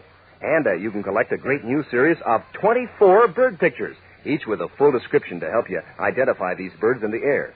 And then there are those 18 bright-colored comic buttons, each with a famous comic strip character to pin on your beanie cap or your jacket. So get busy collecting all 3 kinds of those wonderful prizes. Ask Mom to get you a package of Kellogg's Pep next time she goes shopping. In the library of Big George Latimer's palatial home, the state political boss has just learned that the veterans did not storm the state police barracks. His scowl deepens as Lippy Williams, star reporter for the Metropolis Clarion, says... It's a lucky thing those GIs stopped in time, Mr. Latimer. Lucky? Are you kidding? I was hoping they'd go through with it. We couldn't have gotten a better break. How come? Public opinion. Those vets would have been marked lousy if they broke into that jail. Maybe, but it might have exploded the powder keg you're sitting on. What powder keg? Look, those stories you had me write in the Clarion smearing Sam Robbins and what you call foreigners, they've stirred up a lot of crackpots. You should see some of the letters and telegrams that came in. What sort of letters? Well, the usual stuff, down with the Jews, down with the Catholics, down with everything. And wait until the mail comes in from upstate where they hate everybody who didn't come over on the Mayflower. They'll flood the office. They will, eh? Well, sure. Oh, some of those nuts up there need is a couple of juicy stories like we've given them in the Clarion, and they're off to the races yelling for blood. Foreigners' blood. That's why I say you're lucky the GI stab at the jail was called off. So they want foreigners' blood upstate, do they? And how? They're fanatical nuts. During the war, they organized German Bunds. Now they hate anyone whose name isn't Smith. Of course, it's none of my business, but... Just a minute, Libby. Connect me with the governor, please. This is George Latimer. Hello, Frank? Listen, I'm quite worried about that business at the police barracks this evening. Yes, I know the veterans didn't go through with it this time, but they might the next time. I think you'd better have Robbins moved out of Metropolis. Where? Well, I think an upstate jail would be the safest place. Oh, no, I said upstate. You've got to take care of him, you know. Make sure no harm comes to him. Hey, no, don't do that. Get one of the judges to transfer him, Frank. Don't delay. It might look bad for you if anything happened to one of our war veterans. Fine. Good night, Frank. You can't move Robbins upstate, Mr. Latimer. You know what'll happen? No, what? Those nuts up there will lynch him. Will they? His cold, beady eyes gleaming beneath fat, drooping lids. Big George Latimer smiles knowingly and leans back in his chair. That would be unfortunate, wouldn't it, Lippy? Unfortunate for Sam Robbins. Gang, tomorrow's episode is packed with suspense, so don't miss it. Tune in, same time, same station. And remember, for breakfast, it's Kellogg's Pep. For excitement, the Adventures of Superman.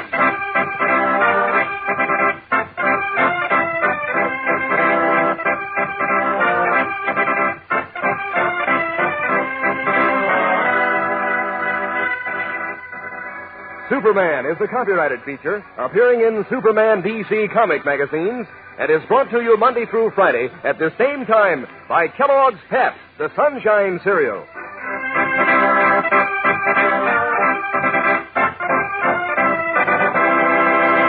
Say, gang, when you line up all the famous names you know, you'll find Kellogg mighty near the top. That's Kellogg, the greatest name in cereals. And here are some of the good things Kellogg packs into each plump, tender biscuit of Kellogg shredded wheat. Flavor, natural nut-sweet flavor, toasted just right. Nutrition, fine whole wheat nourishment. And for economy, Kellogg packs 15 biscuits in every package. They're made to fit the bowl. Try them soon. You'll like Kellogg shredded wheat. And be sure to be with us tomorrow for the thrilling adventures of Superman. This is the Mutual Broadcasting System. Getting impatient for baseball season to start? Have a touch of spring fever? Want to get away from it all? We offer you Escape.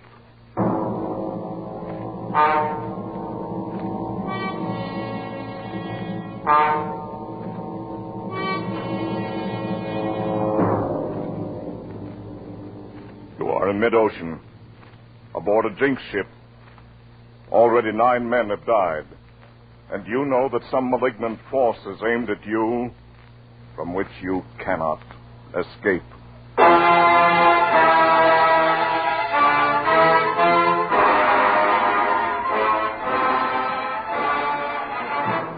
Escape, designed to free you from the four walls of today for a half hour of high adventure.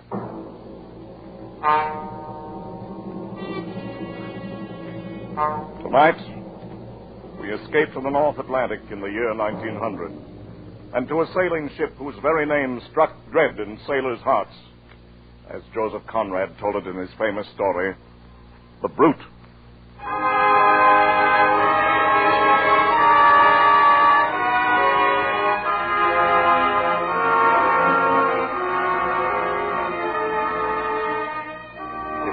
Tell it just by looking at her. Proud and strong and beautiful on the outside. You couldn't see the black heart inside of her. And you'd never know she'd killed at least a dozen men and maybe more. But I knew her. Knew her for the murdering she-devil she was. I saw her the day she killed her first one. And I was there, too, when she finally made a big mistake and killed the wrong person. But that was a long time later. Well, she had a name, all right. But after that first day, her first killing, nobody but the family ever used it again.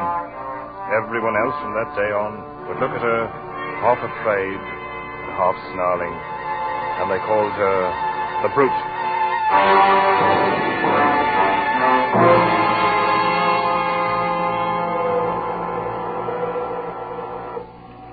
I remember I was 14 the day my father took me down to the South Thames boatyard to watch the launching of the ship. My brother Charlie was there, of course, 8 years older than me and very proud of his one gold stripe, now that he'd been made an officer on the Apps line. Charlie and Father were talking. I just stood and listened to them and didn't say much of anything myself. Look at her, Dad. Ever see a ship in your life with lines like that? I bet she'll outsail any clipper in the China trade. Well, that remains to be seen, Charlie. How soon are they going to launch her? Any minute now. Oh, I'd give a lot to be sailing on her, instead of on the Malcolm Apps. Well, the Malcolm's a good ship, son. As good a ship as any the Apps family owns. No, I'm not kicking. I'm glad enough to be through apprenticeship and get my commission. But even at that, I'd almost rather be a bosun on this ship than third mate on the Malcolm. I understand that Colchester's to be her captain. Yes, that's right. Oldest commander with the Apps and Sons line. Look at the size of her, Dad. She's a full 2,000 tons. Less half a ton, Charlie. Oh, good morning, Mr. Jermyn. Mr. Wilmot. Hello, Ned. How do you do, sir? No, Charlie, she came to 1,999 and a half when we measured her up. Well, 2,000 tons or not, Mr. Jermyn. You'll never build a better ship than this one. I don't know, Charlie. I built her the way Mr. Ops once did. She's big and she's stout, but I don't know. And what's your reason for saying that, son? No reason that makes any sense. About the devil's own time with her. Cabin doors jamming when they shouldn't. Edge covers that wouldn't fit after they'd been measured up. Blocks fouling for no reason at all. I don't know, Mr. Wilmot. But if she were a human being, I'd say that maybe she's insane. Oh, come now. You've been working too hard, Mr. Jermyn. Better take a vacation now that she's finished. Well, I could certainly use... I say, that's Maggie Colchester up there, the captain's niece. Is she going to do the christening? That's right, Charlie. And I'd better get down below now. My own men are going to knock the stays loose and let her slide down into the water. Well, good luck, Mr. Jermyn. Thanks, Mr. Wilmot. Come on board for the celebration after she's launched. Bring the boy. Fine, thank you. We shall be there. They'll let it go any minute now. Dad, I'm going to sail on that ship someday. Oh, you'll probably sail on a lot of Apps line ships before you're through, Charlie. Look, they're giving Maggie the champagne now, and she's going to christen it. Yes, listen. I christen the Apps family. The Apps family. So that's what they're naming it, eh? All right, Pink. Knock out the stairs. Let her go. Look, Dad, she's starting to move. There she goes. Yes, well, look at that speed. I never saw it. Jermyn, look out! Good Lord, he fell right into the waves and she went over him. He didn't fall. The timber rolled off the deck and knocked him under. She slid right over him. Mr. Jermyn, the man who built her. Well, launched in blood, if that means anything. She's a brute and a murderess now, Charlie. Still think you'd like to sail on her? It was an accident. It doesn't mean anything. Perhaps not. I'll sail on her someday, sooner or later. I will sail on her.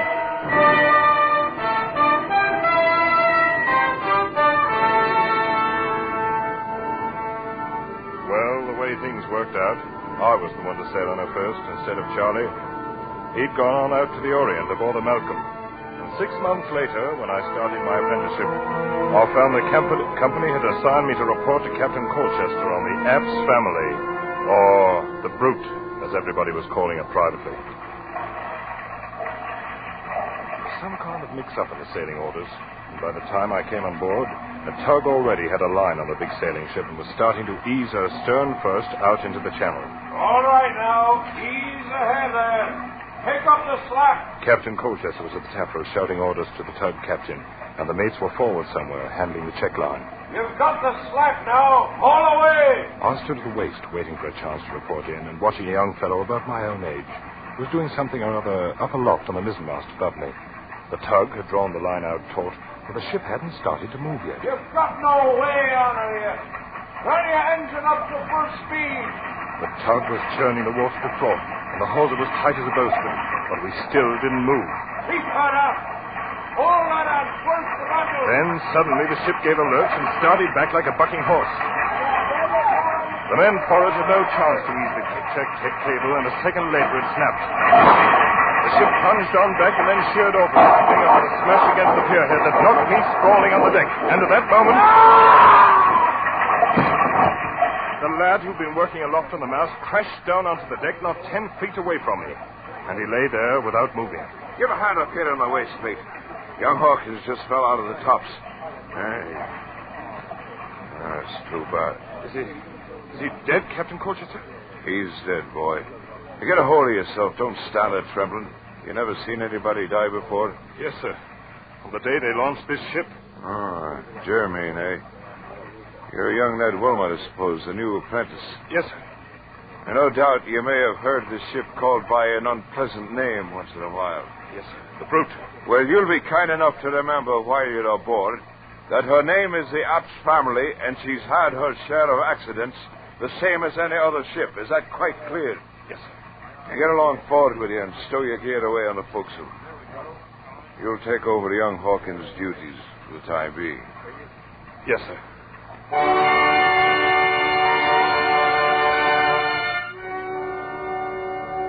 I sailed aboard the Brute for the next 4 years and watched her kill 9 men during the time. We got so we'd try to outguess her, try to figure out how she'd do it the next time. But no matter what we think, we never were right. And it wasn't only the killing, it was everything. Most ships have little ways all their own, and you'll learn about them and allow for them. But not her. She was like a crazy woman. You never knew what she'd do next. I remember once off the Gold Coast, she ran before a gale for 2 days as pretty as you please. And then broached to twice the same afternoon. Flung the helmsman clean over the wheel the first time, and the second time swamped herself fore and aft and split out every stitch of canvas. And after we got the decks cleaned up, we found 1 seaman had gone overboard. He was her 5th, I guess it was. Or maybe the 6th. Oh, she was beautiful, the Apps family was. Big and proud and beautiful. And along with it, killer. A black-hearted, sea-going brute.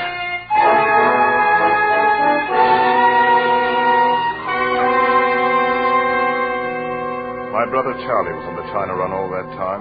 First on the Malcolm and later on the Lucy Apps. But we never happened to hit port at the same time. Finally, the time of my apprenticeship was up. We boomed into London at the end of the trip, and I went before the board for my papers. I guess they figured anybody who could stay alive for 4 years on the Brute must be a seaman. Anyway, I passed, and Mr. Apps handed me my sailing orders along with the commission. I was assigned as 3rd mate to Captain Colchester on the Apps family. Well, congratulations, Ned. Glad you're going to stay with us. Thanks, Captain Colchester. You've been a hard-working apprentice, and I've no doubt but you'll be a good officer. In fact, we have a man on board who'll make sure of that. Why? What do you mean, Captain? Got a new first mate on this trip. Come in, Charlie. Charlie? Well, hello there, youngster.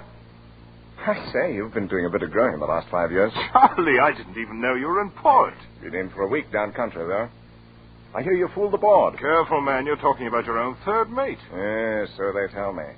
And you'll be tramping lively on this trip, my boy. Easy. Don't forget, I know this ship and you don't. And I'll learn it quick enough. Been wanting the chance for a long time.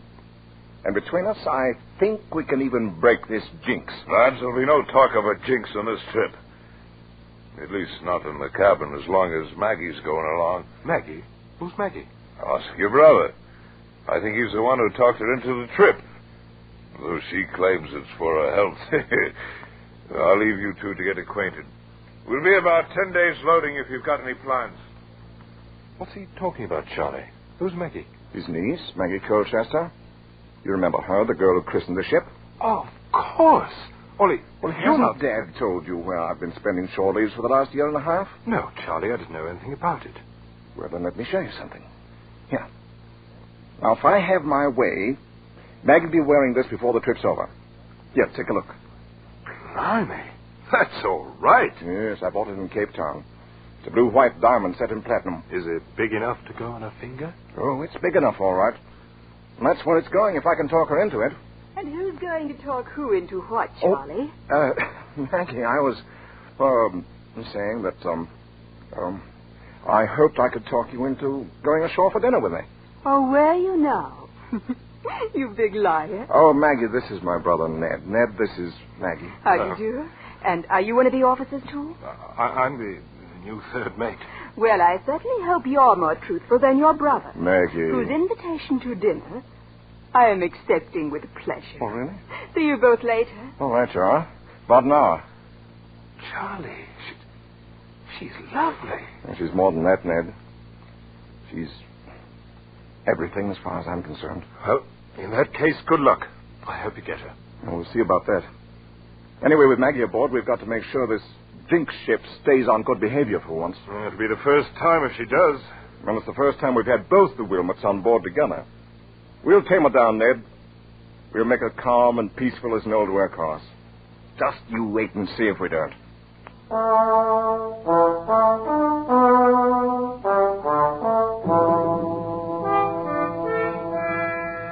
And the strange part of it was, he was right. We stood out past Gravesend and made the passage to the China coast in 121 days of the finest weather you could ever hope to meet. And for the first time in her bloody life, the old ship settled down and sailed herself as neat as you please. Charlie and I would talk about it sometimes when Maggie wasn't around. And he'd always laugh and say the brute knew when she'd met her match that she didn't dare try to buck the two of us. But I was more ready to give the credit to Maggie, to think maybe she'd charm the old murderess the way she'd charmed all the rest of us. From the second day out, Maggie was the secret darling of every man on board. She was all over the ship, here, there, and everywhere, with red tam and her bright blue eyes, never still a minute, and having the time of her life. If she'd come along for her health, she'd found it before we passed Gravesend.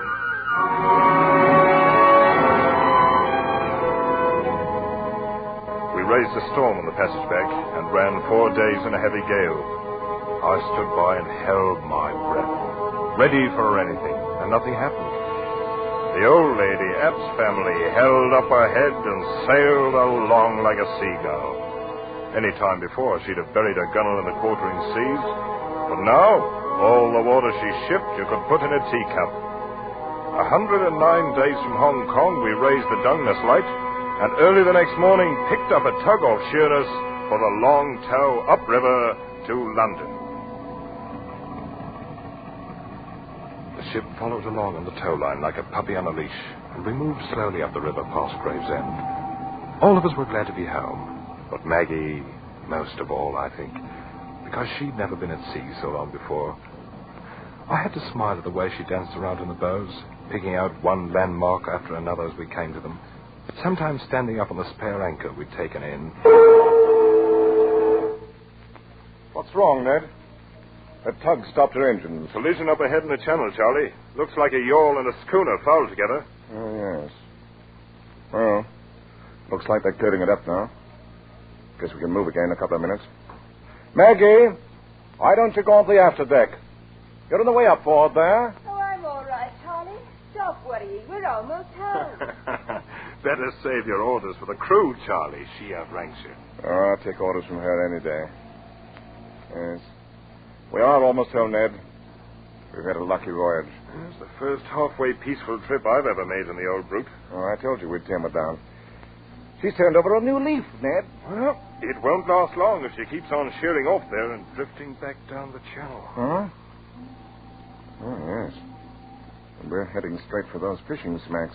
Better have the tug start up and hold a taut line on her. I've seen her do this before. Yes. Ahoy, the tug! Take up the slack and get her straight in the channel. Hold it against the current. Any other ship would have held steady for the 2 or 3 minutes we stopped, but not the old Epps family. And now, when the tug tightened up in the hawser, pulling at an angle across her bows, she wouldn't respond, wouldn't budge. The old girl wanted her own way. She was just as stubborn as ever. Ahoy, the tug! We're still drifting. Up and up to full speed. Confound her. Never saw a ship act like this. The heavy hawser was pulled so tight it was humming, and Tug's paddles with her engines full whipped up the water like a mill race. And then it happened. The heavy towing chock tore loose from the deck. The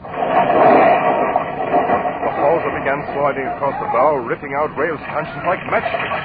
Then the hawser was going to sweep under the flukes of the spare anchor, the anchor that Maggie was standing on. Maggie! Get off that anchor! Look out! She tried to jump clear, but she was too late. The great anchor had tipped up on its side, clasped her about the waist like a monstrous arm of steel. It had carried her with it, and swung down and over and smashed against the side of the ship. She went into the water. Take charge of the deck, Ned. I'm going in after her. Ned, was that Maggie? Yes, sir. She's overboard, Captain Colchester. Maggie. Oh, the dirty, murdering brute. Now it's women she's killing. Let go the port anchor! Hold the ship in the ears and get the boats over! I hadn't told Charlie, and I didn't say anything about it to Captain Colchester. But I stood there, and I knew it wasn't any use. Because I'd seen the way the heavy anchor had carried her over, and then swung in to smash her against the bow before it dropped her into the water. And I'd seen the way that water beneath the bow was all colored red.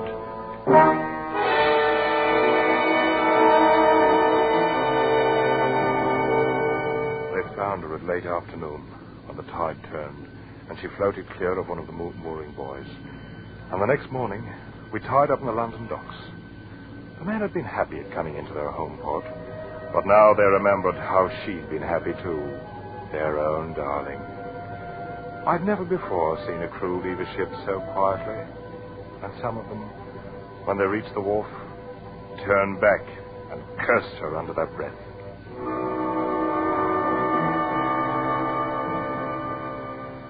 Finally, it was only Charlie and I, alone on the quarterdeck, and Captain Colchester was below somewhere in the cabin. She never wore it, Ned. The ring. She never wore it. But she would have, Charlie. I know she meant to. She was just having a little fun with you, that's all. With all of us on board, why did the brute have to go for Maggie? Why? I guess there's not much answer for that. She was everything I wanted. Everything. Yes, Charlie. I know. I talked her into making the voyage. It was my idea. It's no good, Charlie, this kind of thinking. I guess you know that. I don't know. She's everything I wanted. Charlie, Over, Stewart. Over here, Captain. I'm going ashore. The shipkeepers come aboard now. The two of you are free to go whenever you like. Thanks, sir. Charlie, nothing. I'm resigning command in the morning. I'll never set foot on board her again as long as I live. I feel the same way, sir. Well, come into the company office in a day or two and sign out for the log. Good day, gentlemen. Charlie, we'd better go ashore, too. We're done here. Yes, I suppose we are. I'll arrange to have our gear picked up later. There's no use of... Captain, look out! Missed him! But that yardarm off the mainmast. Fell right behind him. Ah, you missed me, you murdering brute! And that was your last chance, go! Ned, that yard was made fast at Dungeness. And now it falls out of the tops with the ship lying still at the wharf. Yes, Charlie. Come on. Let's go ashore. Wasn't the devil satisfied for one trip? Is there no way of stopping her? How many more does she want to kill? Charlie? Oh, Ned. Ned, take me home.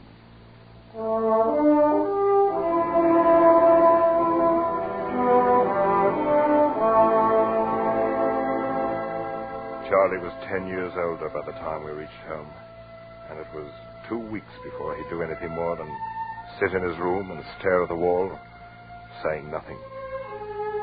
Captain Colchester carried out his threat and resigned from the company the morning after we docked, and I filed my application for a transfer. The Apps family was reloaded and ready to sail, but she stayed on lying at the wharf with nobody to take her out. And that's the way things stood for 2 weeks, until one morning a bombshell dropped.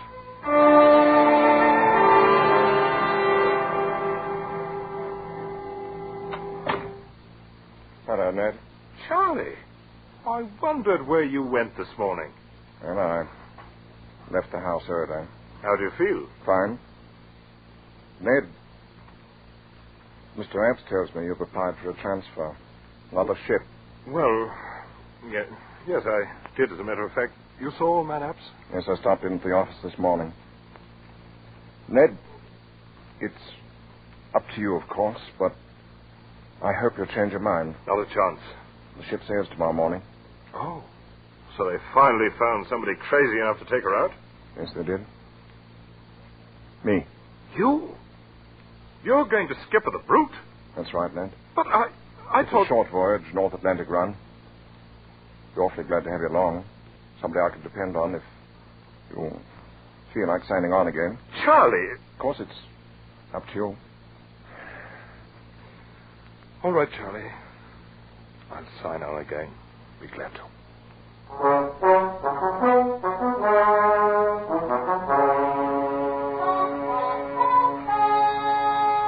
We boomed out past the Sheerness Light and headed north, hugging a lee shore in the stiff breeze. The ship drove ahead as steady as a barge, with scarcely a roll or a quiver. But in spite of the smooth and easy way she handled, I couldn't help feeling uneasy. I could sense the black spirit of her brooding somewhere down inside, mocking and taunting us with her bloody memories, and waiting for a new chance. By nightfall, we were running hard in along the Kettling coast, where those rocky headlands break at intervals out of the shelving sandy beaches. The onshore wind held steady in our quarter, and the sun sank down behind the land some 3 miles away.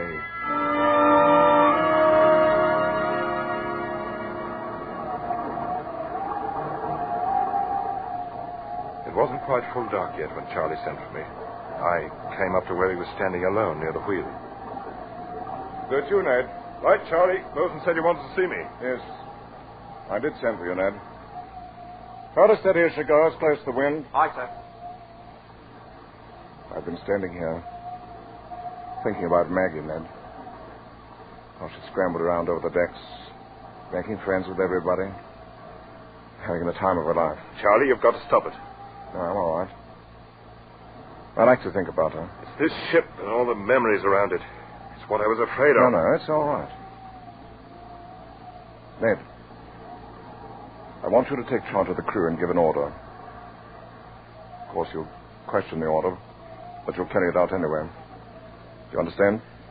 What's the order, Charlie? Have all hands prepare to abandon ship. What? But why? There's nothing wrong. Mr. Wilmot, it is not an officer's place to question an order by the captain. You'll do as you're told. Yes, sir. You can give the order now, Mr. Wilmot. Charlie, I can't let you... Very well, Captain. All hands on deck! Stand by the boats! Prepare to abandon ship! All right, helmsman. Find your place in the boats. I'll take over the wheel. Aye, sir. You don't know what you're doing, Charlie. We're in no danger. There's no reason to abandon ship. You're always in danger aboard this black-hearted brute. I'll put on the quarter now. You can get the boats in the water when she yields. Hurry on. Steady! Going on the quarter! Easy on. All right. Now. All hands! Lower! Boat! You shouldn't have any trouble running ashore to that beach there at the south. Hey, what about you? I'll hold her steady until everybody's clear. You'd better go over the side. Your boat's standing there. Oh, no, not until you do. I'm staying with you, Charlie. Don't be a fool, Ned. I'm doing this alone. No, Charlie, not while I'm here. Mr. Wilmot, you will abandon ship and take charge of the boats in the water, and that's an order. Charlie, I can't... Mr. Wilmot! Very well, Captain. That's the spirit, lad. Learn to obey orders and step lively. You'll be a seaman yet. Good luck, Ned. Thanks, Charlie. Stand by for you in the boat. Of course, lad. Fine. Bye. I slipped over the gunwale and dropped down into the boat that trailed alongside on a line from the rail. I'd hardly hit the bottom when the line slackened. I knew Charlie had cut us loose from the ship. He was alone on an isle, alone in the night sea, with a black brute.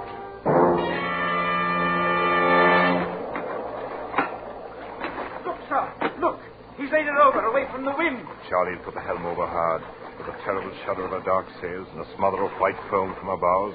The great ship heeled about in a sharp turn and then began to drive ahead like some mad thing before the wind. Straight before the wind and straight toward the shore. Look, sir, the rocks on the headland. She's going to smash herself. Faster and faster she plunged ahead through the weltering seas, faster and faster on the back of the gale, while the black-hearted spirit of her screamed in the ratlines. Look, sir, the rocks. What in the name of heaven is he going to do? And now, for one long instant, she hung poised at the top of a plunge and then drove smashing downward onto the rocks.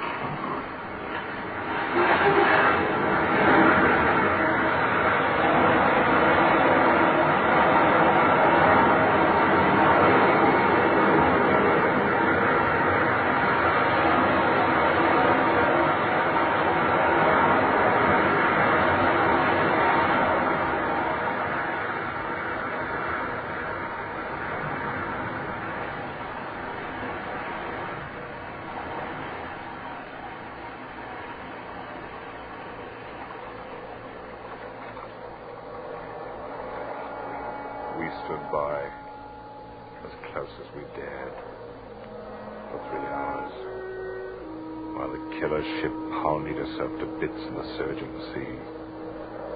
But we didn't find my brother Charlie. And from the first minute, I knew we wouldn't. Because just before I'd left the ship, there by the helm, in the light of the binnacle lamp, I'd seen the thing he was holding, clenched tight in his hard brown fist. It was a tiny platinum ring set with a blue-white diamond.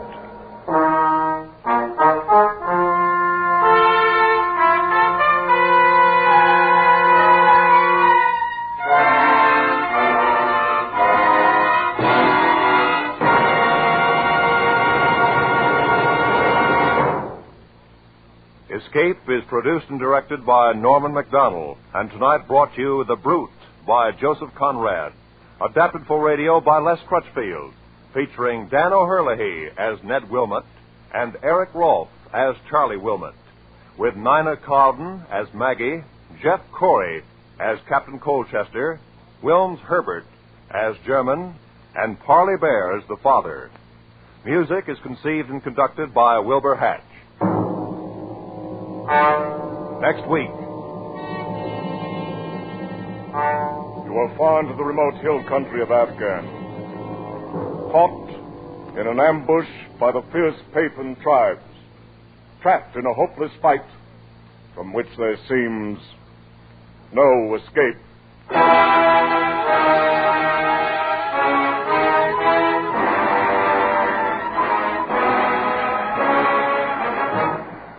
Next week, we escape with Rudyard Kipling's gripping story, The Drums of the Fore and Aft.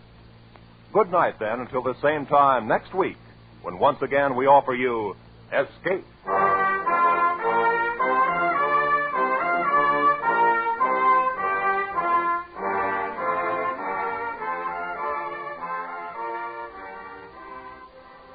Kellogg's Pep, the build-up wheat cereal, invite you to rocket into the future with Tom Corbett, Space Cadet. Stand by to raise ship. Blast off. -5, 4, 3, 2, 1, 0.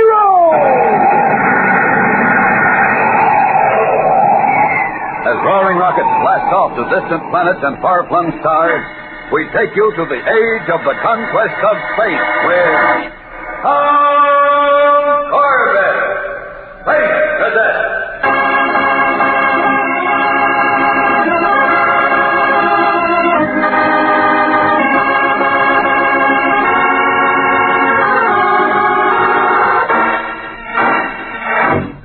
In a small concrete structure carefully isolated from the other buildings on the campus of Space Academy, the Polaris unit attends its daily lecture, Astrophysics. Wearing protective coveralls and gloves, the three cadets stand attentively around a large laboratory table as young, attractive Dr. Joan Dale, one of the leading Academy physicists, indicates a sample specimen of ore in a small lead-lined case. This ore, cadets, is extremely rare. It's only found in any appreciable quantity on 2 asteroids in the asteroid belt. 2046 and 2049. This sample came from our mining camp on 2049. Is this ore good for anything, Dr. Dale? Well, we're not sure yet, Cadet Corbett. It's still in its testing stage. So far, we found it has a small degree of radioactivity. Hey, then maybe it could be used as a fuel for rocket ships. Perhaps, but certainly not in its present state, Cadet Astro. It would take several tons of ore to reach a critical mass strong enough to produce power and usable energy. Now, any more questions? All right, then, we'll proceed with your test assignment. You understand what you're to do? Yes, ma'am. Analyze this specimen, giving content and volume of every element included. And measure the energy potential. Right. Use reaction chamber 2. Number 1 hasn't been cleaned since the last experiment. Yes, ma'am. You'll have 15 minutes, cadets. Work fast, but be as thorough as you can. Oh, be sure to keep your gloves on when you handle the ore sample, and don't forget to use the Geiger counter. I'll be back in exactly 15 minutes. Oh, brother, this is what I call a real dog detail. Playing around with a crummy hunk of rock. We'll get a real dog rating if we don't finish this experiment in time, Roger. Yeah, hotshot. Get that reaction chamber heated up. Okay. Astro, you take this piece of ore and start analyzing it. Roger and I'll handle the reaction chamber. Check. Okay, Tom. Chamber's ready. Now, hand me a container. Here. Okay, open the lock. Shove it in. Closer. Oh, and don't forget the Geiger counter. Sure. What do you think I am, a primary student? If you study hard enough, you might make it, Roger. That's enough out of you, Rockethead. Okay, counter's on. How you doing, Astro? Well, this won't take long, Tom. We ought to finish the experiment in plenty of time. Yeah, if you don't mess it up. Me? Why, you overblown bag of space. Hey, wait a minute, fellas. The Geiger counter. Listen to it. Hey, jumping Jupiter, it's going crazy. I don't get it. Dr. Dale said it would take tons of the stuff to reach critical mass. That hunk we put in the reaction chamber is no bigger than my fist. Hey, wait a minute. You put it in chamber 1. Well, sure. You big jerk. Dr. Dale said to use chamber 2. Number 1 wasn't cleaned out. So the ore is combining with whatever was left in there. Oh, quick, we've got to stop it. Too late. Don't go near it, Tom. There's a baby A-bomb cooking up in there. Well, let's get out of here. Come on, Tom. She'll blow any second. Hit that outer door. Quick, Astro. Right. Go on, fellas. Outside. Now hit the deck fast! He's gonna blow!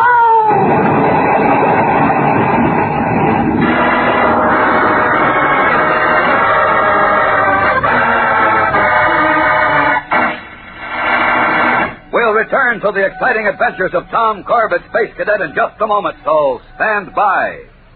Spaceman, one of the most interesting places here at Space Academy is the Spaceport Communication Center. Now, today we're going in there for a look around and see just how they operate. Here we are, Spaceman. You know, this communication center is in operation 24 hours a day, keeping a check on all space traffic and land-to-space communication. Now, come into this room.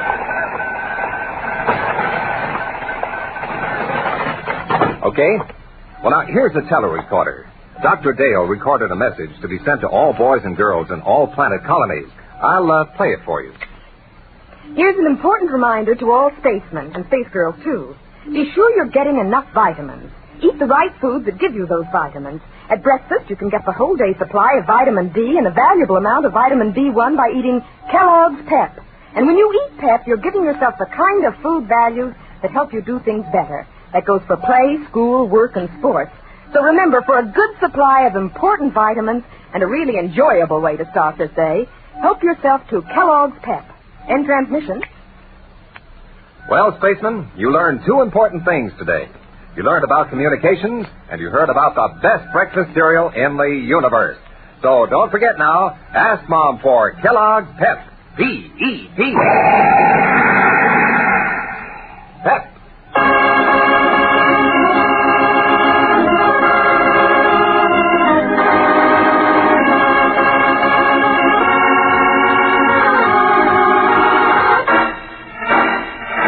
Conducting a routine experiment in the physics laboratory, Roger makes a careless mistake and an explosion results. A blast that wrecks the interior of the lab. But the cadets manage to escape unhurt. Now, an hour later, we find them being interrogated by Dr. Dale in her office. Well, Cadet, you certainly succeeded in making a complicated mess out of a simple experiment. Oh, we're awfully sorry, ma'am. Knock it off, Tom. This is my party. Huh? It's my fault, Dr. Dale. I put the ore sample in the wrong reaction chamber. Oh, you did it. I might have known. Well, Cadet Manning, I don't know whether to laud you for it or recommend you for a medal. Huh? Your mistake has opened the way for entirely new experiments in freeing the energy potential of the ore.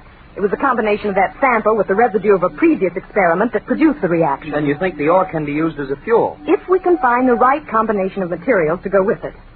Cadet Manning, you're detached from duty with the Polaris unit. But, Dr. I'm going to asteroid 2049 to conduct further experiments with this ore, and I'll need an astrogator and an assistant. You can consider this assignment your reward for your mistake or your punishment. Oh, brother, this is a reward. Well, I hope you'll think so after we're finished. Be ready to blast off in Rocket Scout 9J in 1 hour.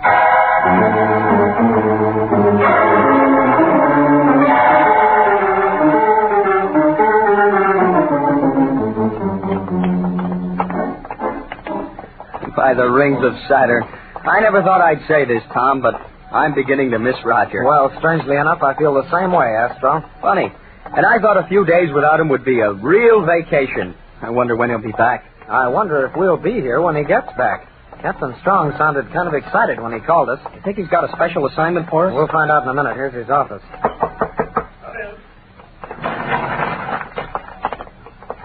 Cadets Corbett and Astro reporting, sir. Well, stand easy, cadets. Be with you in a second. All right, Courtney. Now, give me the rest of those figures on the course of the 9J. Uh-huh. 9J?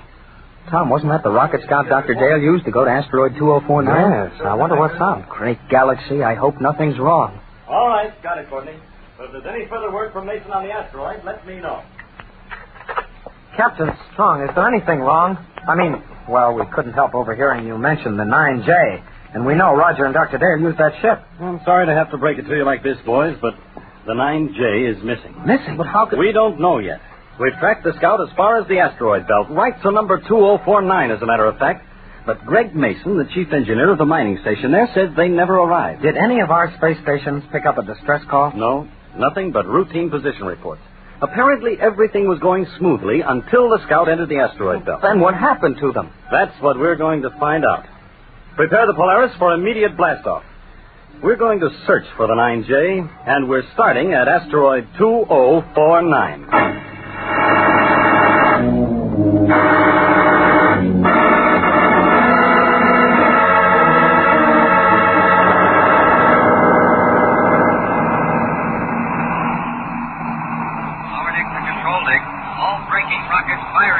All right, Astro. Stand by for landing. We get a good view of the asteroid from up here, Captain Strong. And we'll set the ship down close to the mining camp, Tom. I've got the spot all picked out, sir.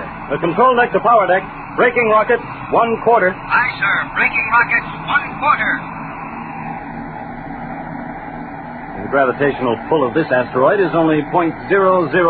Now, we can touch down without any further braking. Altitude 1,000 feet, sir. Stand by for touchdown. Aye, sir.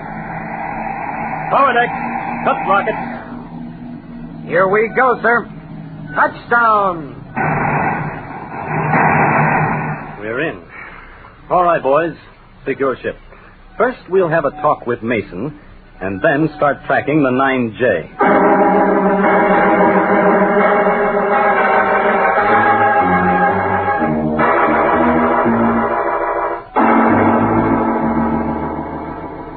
Captain Strong, do you mean to tell me the 9J is still unreported? We haven't heard a word from them, Mason. We checked Dr. Dale's course, and it appears she came straight here. I don't understand it. We've seen no sign of her or the ship. Are you sure your radar is in good working order? Of course. We picked up your ship an hour ago. I'm positive the rocket scout couldn't have come within 1,000 miles of us. Have you tried to raise them on your teleceiver? Oh, at least 100 times. Well, I'm afraid it's only too obvious what's happened, Captain Strong. You mean you think the scout was hit by a meteorite? Well, this part of space is full of them. One slight defect in the ship's radar gear or a miscalculation by the astrogator and, well, there wouldn't be much left. Maybe you're right, Mason. But we won't assume anything until we're sure. But what can you do, Strong? Search this entire area. But that would be like looking for a speck of meteor dust in the Milky Way. It would take weeks, months. I don't care how long it takes. We're going to keep at it until we find some sign of that ship.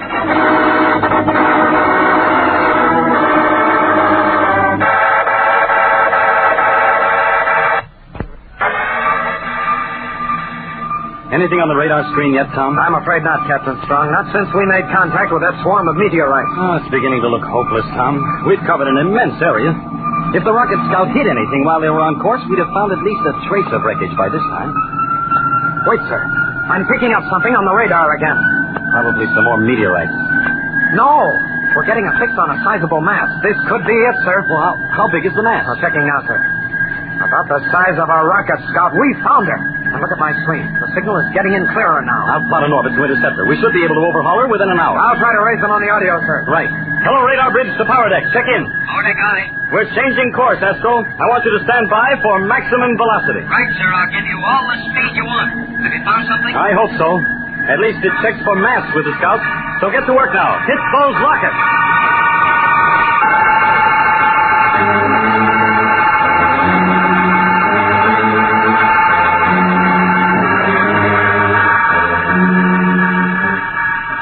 Radar bridge to control deck. We're closing in on the scout, Captain Strong, almost within visual range. Good. Cut off the radar and turn on the forward scanner. Take a speed out here. Aye, aye, sir. There she is, sir. It's the 9J, all right. No sign of damage to the ship. No, sir. She seems to be holding course under full control. Try audio contact now. Aye, sir. Polaris calling Rocket Scout 9J. Polaris calling Rocket Scout 9J. Acknowledge. Can you read us? Acknowledge, 9J. This is the Polaris. Blast it. Hello, Captain Strong. Still no answer. All right. Secure the radar bridge and report to the main airlock in full space gear. I want you and Astro to board that ship fast.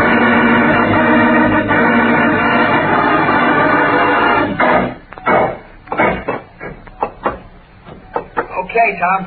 We're aboard the Rocket Scout. What now? Well, first let's take these helmets off. Air pressure and oxygen level in here is okay. I just checked. Right. That's better. Tom, this ship is quiet as a grave. What could be wrong? Hello, Tom. Check in. Hold it, Astro. Skipper's calling us on our communicators. Go ahead, Captain Strong. How are you doing? Well, just got aboard, sir. Any sign of Dr. Dale or Roger? Not yet, sir. Astro and I are just starting to look around. Right. Check the radar bridge first and keep your communicators open. Maintain contact with me. Right, sir. Okay, Astro, let's go. Jumping Jupiter. There's something about this ship that makes my flesh crawl. Stow it, Astro. Get up that ladder. There's nobody up here on the radar bridge, Tom. Okay, come on down. We'll check the controls. Everything's in order. Set on automatic course. Hey, this is strange. Find something, Tom? No, nothing. That's just it. The logbook is supposed to be in this desk drawer, and it isn't here. Maybe they abandoned ship and took the log with them. Well, come on. Let's have a look in the spacesuit locker. Oh, there it is, over there. Well, go on. Open it up. Hey, look, Tom. Why, their spacesuits are still in the locker. This is Dr. Dale's, and here's Roger. And here's the emergency suit. Boys, did I hear you right? They couldn't abandon ship without their spacesuits. I know it, Captain Strong. That's just what we're trying to figure out. Well, go on with the search. Take your time. Do a thorough job. Joan and Roger must still be aboard. We'll try below, sir. We may find something on the power deck. Go ahead down, Tom. Oh, there's certainly no sign of a fight anywhere. Everything is in shipshape order. Yeah, that's what makes it so creepy. Hey, there's the weapons locker, Astro. Let's check that. Good idea. Well, I give up. There's not a thing missing. Well, that means the ship couldn't have been attacked. If it was, Roger certainly would have reached the weapons, at least. Well, I'll take a look at the power unit, Tom. All right. Hello, Tom. Can't you find anything at all to indicate what happened? Well, no, Captain Strong. The ship's in perfect running order, holding a preset orbit. Everything's routine, except for the fact that Roger and Dr. Dale are missing. Just a minute, sir. I think Astro's found something. The reactor pile. Somebody's removed the damping rods. What? It's too late to replace them. The rocket head temperatures are way over the danger mark. This ship is going to explode. Are you sure, Astro? Suffering Martian mice. Of course I'm sure. We've got to get off this death heap fast. Well, come on, then. Slip on it, boys. Use the emergency airlock. That's where we're headed, sir. Here we are. Okay, Astro, now. Put your helmet on and get that outer door open quick. I'll equalize pressure. Never mind the pressure. There's only a 14-pound difference. We can stand that. Help me pull the door open. I'll try it. Come on up. Put your helmet on. Okay. Hey, this isn't going to be easy. It shouldn't be that hard. Let me get at it. Well, come on. Hey, there's something wrong here. I'll say the door's jammed. It can't be. Pull! Oh, deuce, it won't budge. We're trapped in here, Astro.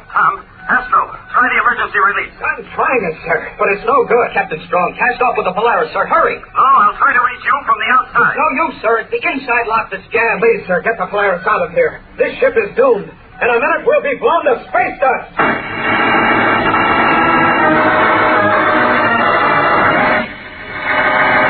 We'll return to the exciting adventures of Tom Corbett, Space Cadet, in just a moment, so stand by. Say, Spaceman, have you got your share of Magic Eyes yet? Well, if you haven't, you'd better get going. Your Magic Eye is waiting for you right this minute down at the grocery store, inside every package of Kellogg's Pep. Now, on those Magic Eyes, you can see Bill Holden and Bob Hope of Paramount Pictures, sports stars like Bobby Riggs, and circus greats like Clyde Beatty, the Lion Tamer. And listen, every Magic Eye picture shows you plenty of action. 16 different action subjects. Collect them all. You know, it's easy to get Magic Eyes. Nothing to mail in and no waiting, because you get a Magic Eye free at no extra cost in every package of Kellogg's Pep. Now, think of it. Just get a package of Kellogg's Pep and you get a Magic Eye at the same time. Be the first in your neighborhood to collect all 16 Magic Eyes. If you get two of a kind, trade for one you haven't got. But just remember, you keep adding to your collection every time you get Kellogg's Pep. You get loads of swell eating, too, because those golden whole wheat flakes make the best tasting cereal you ever had. Just remember now, ask Mom to buy Kellogg's Pep. P-E-P. Pep.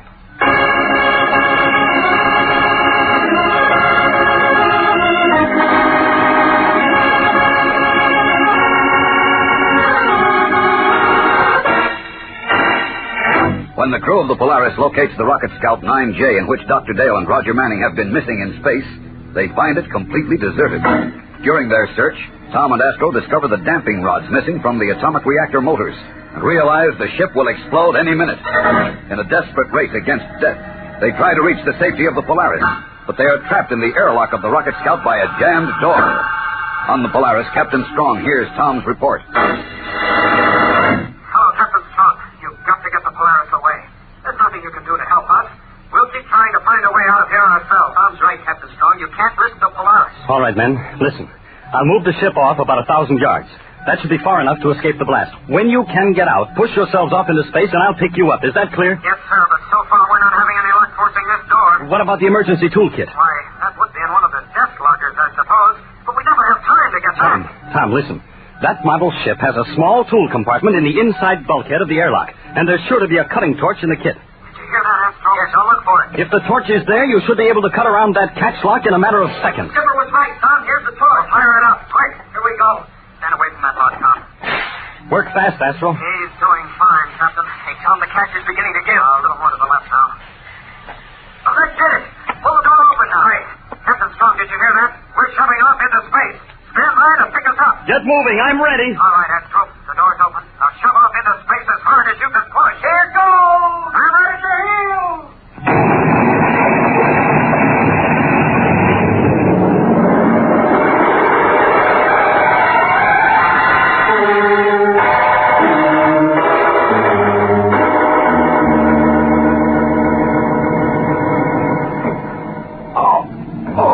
Take it easy, Tom. Captain Strong, what happened? Explosion. You're all right, Tom. So is Astro.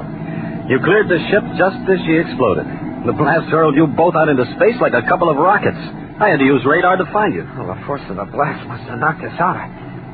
Gosh, I'm still a little dizzy. You'll be all right now, Tom. How are you making out, Astro? Fine, sir. I must have been a little farther from the ship when she blew. Well, thank the universe you were both far enough. But, sir, we're no closer to a solution to this mystery than we were before. You're sure there wasn't a single clue on that ship to indicate what could have happened to Joan and Roger? No, sir. Nothing at all. You should have seen it. Captain Strong, it was weird. Enough to give you the creeps, sir. A completely deserted ship and yet no signs of a fight or anything. Well, they couldn't have gotten off alive without their spacesuits. Hey, if you leave the radio open, sir, that sounds like some kind of static or interference. That's funny. There shouldn't be any static in this area. Well, I'll check it, sir. Hello? Hello, this is the Polaris. Hello. Come in, please. Polaris? Listen, that sounds like Joan. Dr. Dale, is that you? This is Tom Corbett on the Polaris. Tom, can you read me? Well, just barely. Can't you step up power? No, listen carefully. Joan, this is Steve. Are you all right? Steve, so far, but listen. Go ahead, Dr. Dale. Roger and I are on Asteroid 2049. Can you hear that? Yes, on 2049. Go ahead. We're in danger, great danger. Get here as quickly as you can. Hey, she stopped transmitting. Yeah, but did you hear what she said, sir? I heard it. Man your stations, cadets. Set course full space speed for Asteroid 2049.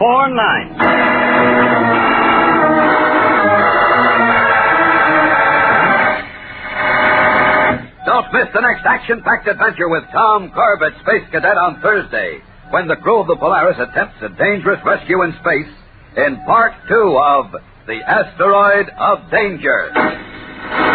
Tune in, same time, same station on Thursday for the next thrilling interplanetary adventure with Tom Corbett, Space Cadet.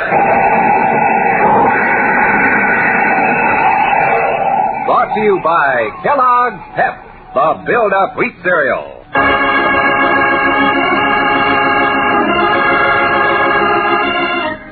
Tom Corbett, Space Cadet, starring Frankie Thomas, can also be seen on television and appears in the comic sections of many of America's leading newspapers. Look for it daily and in weekend editions. Featured in the cast were Al Markham, Jan Merlin, Edward Bryce, and Margaret Garland. Today's program was written by Gilbert Braun and directed by Drex Hines. Jackson Beck speaking.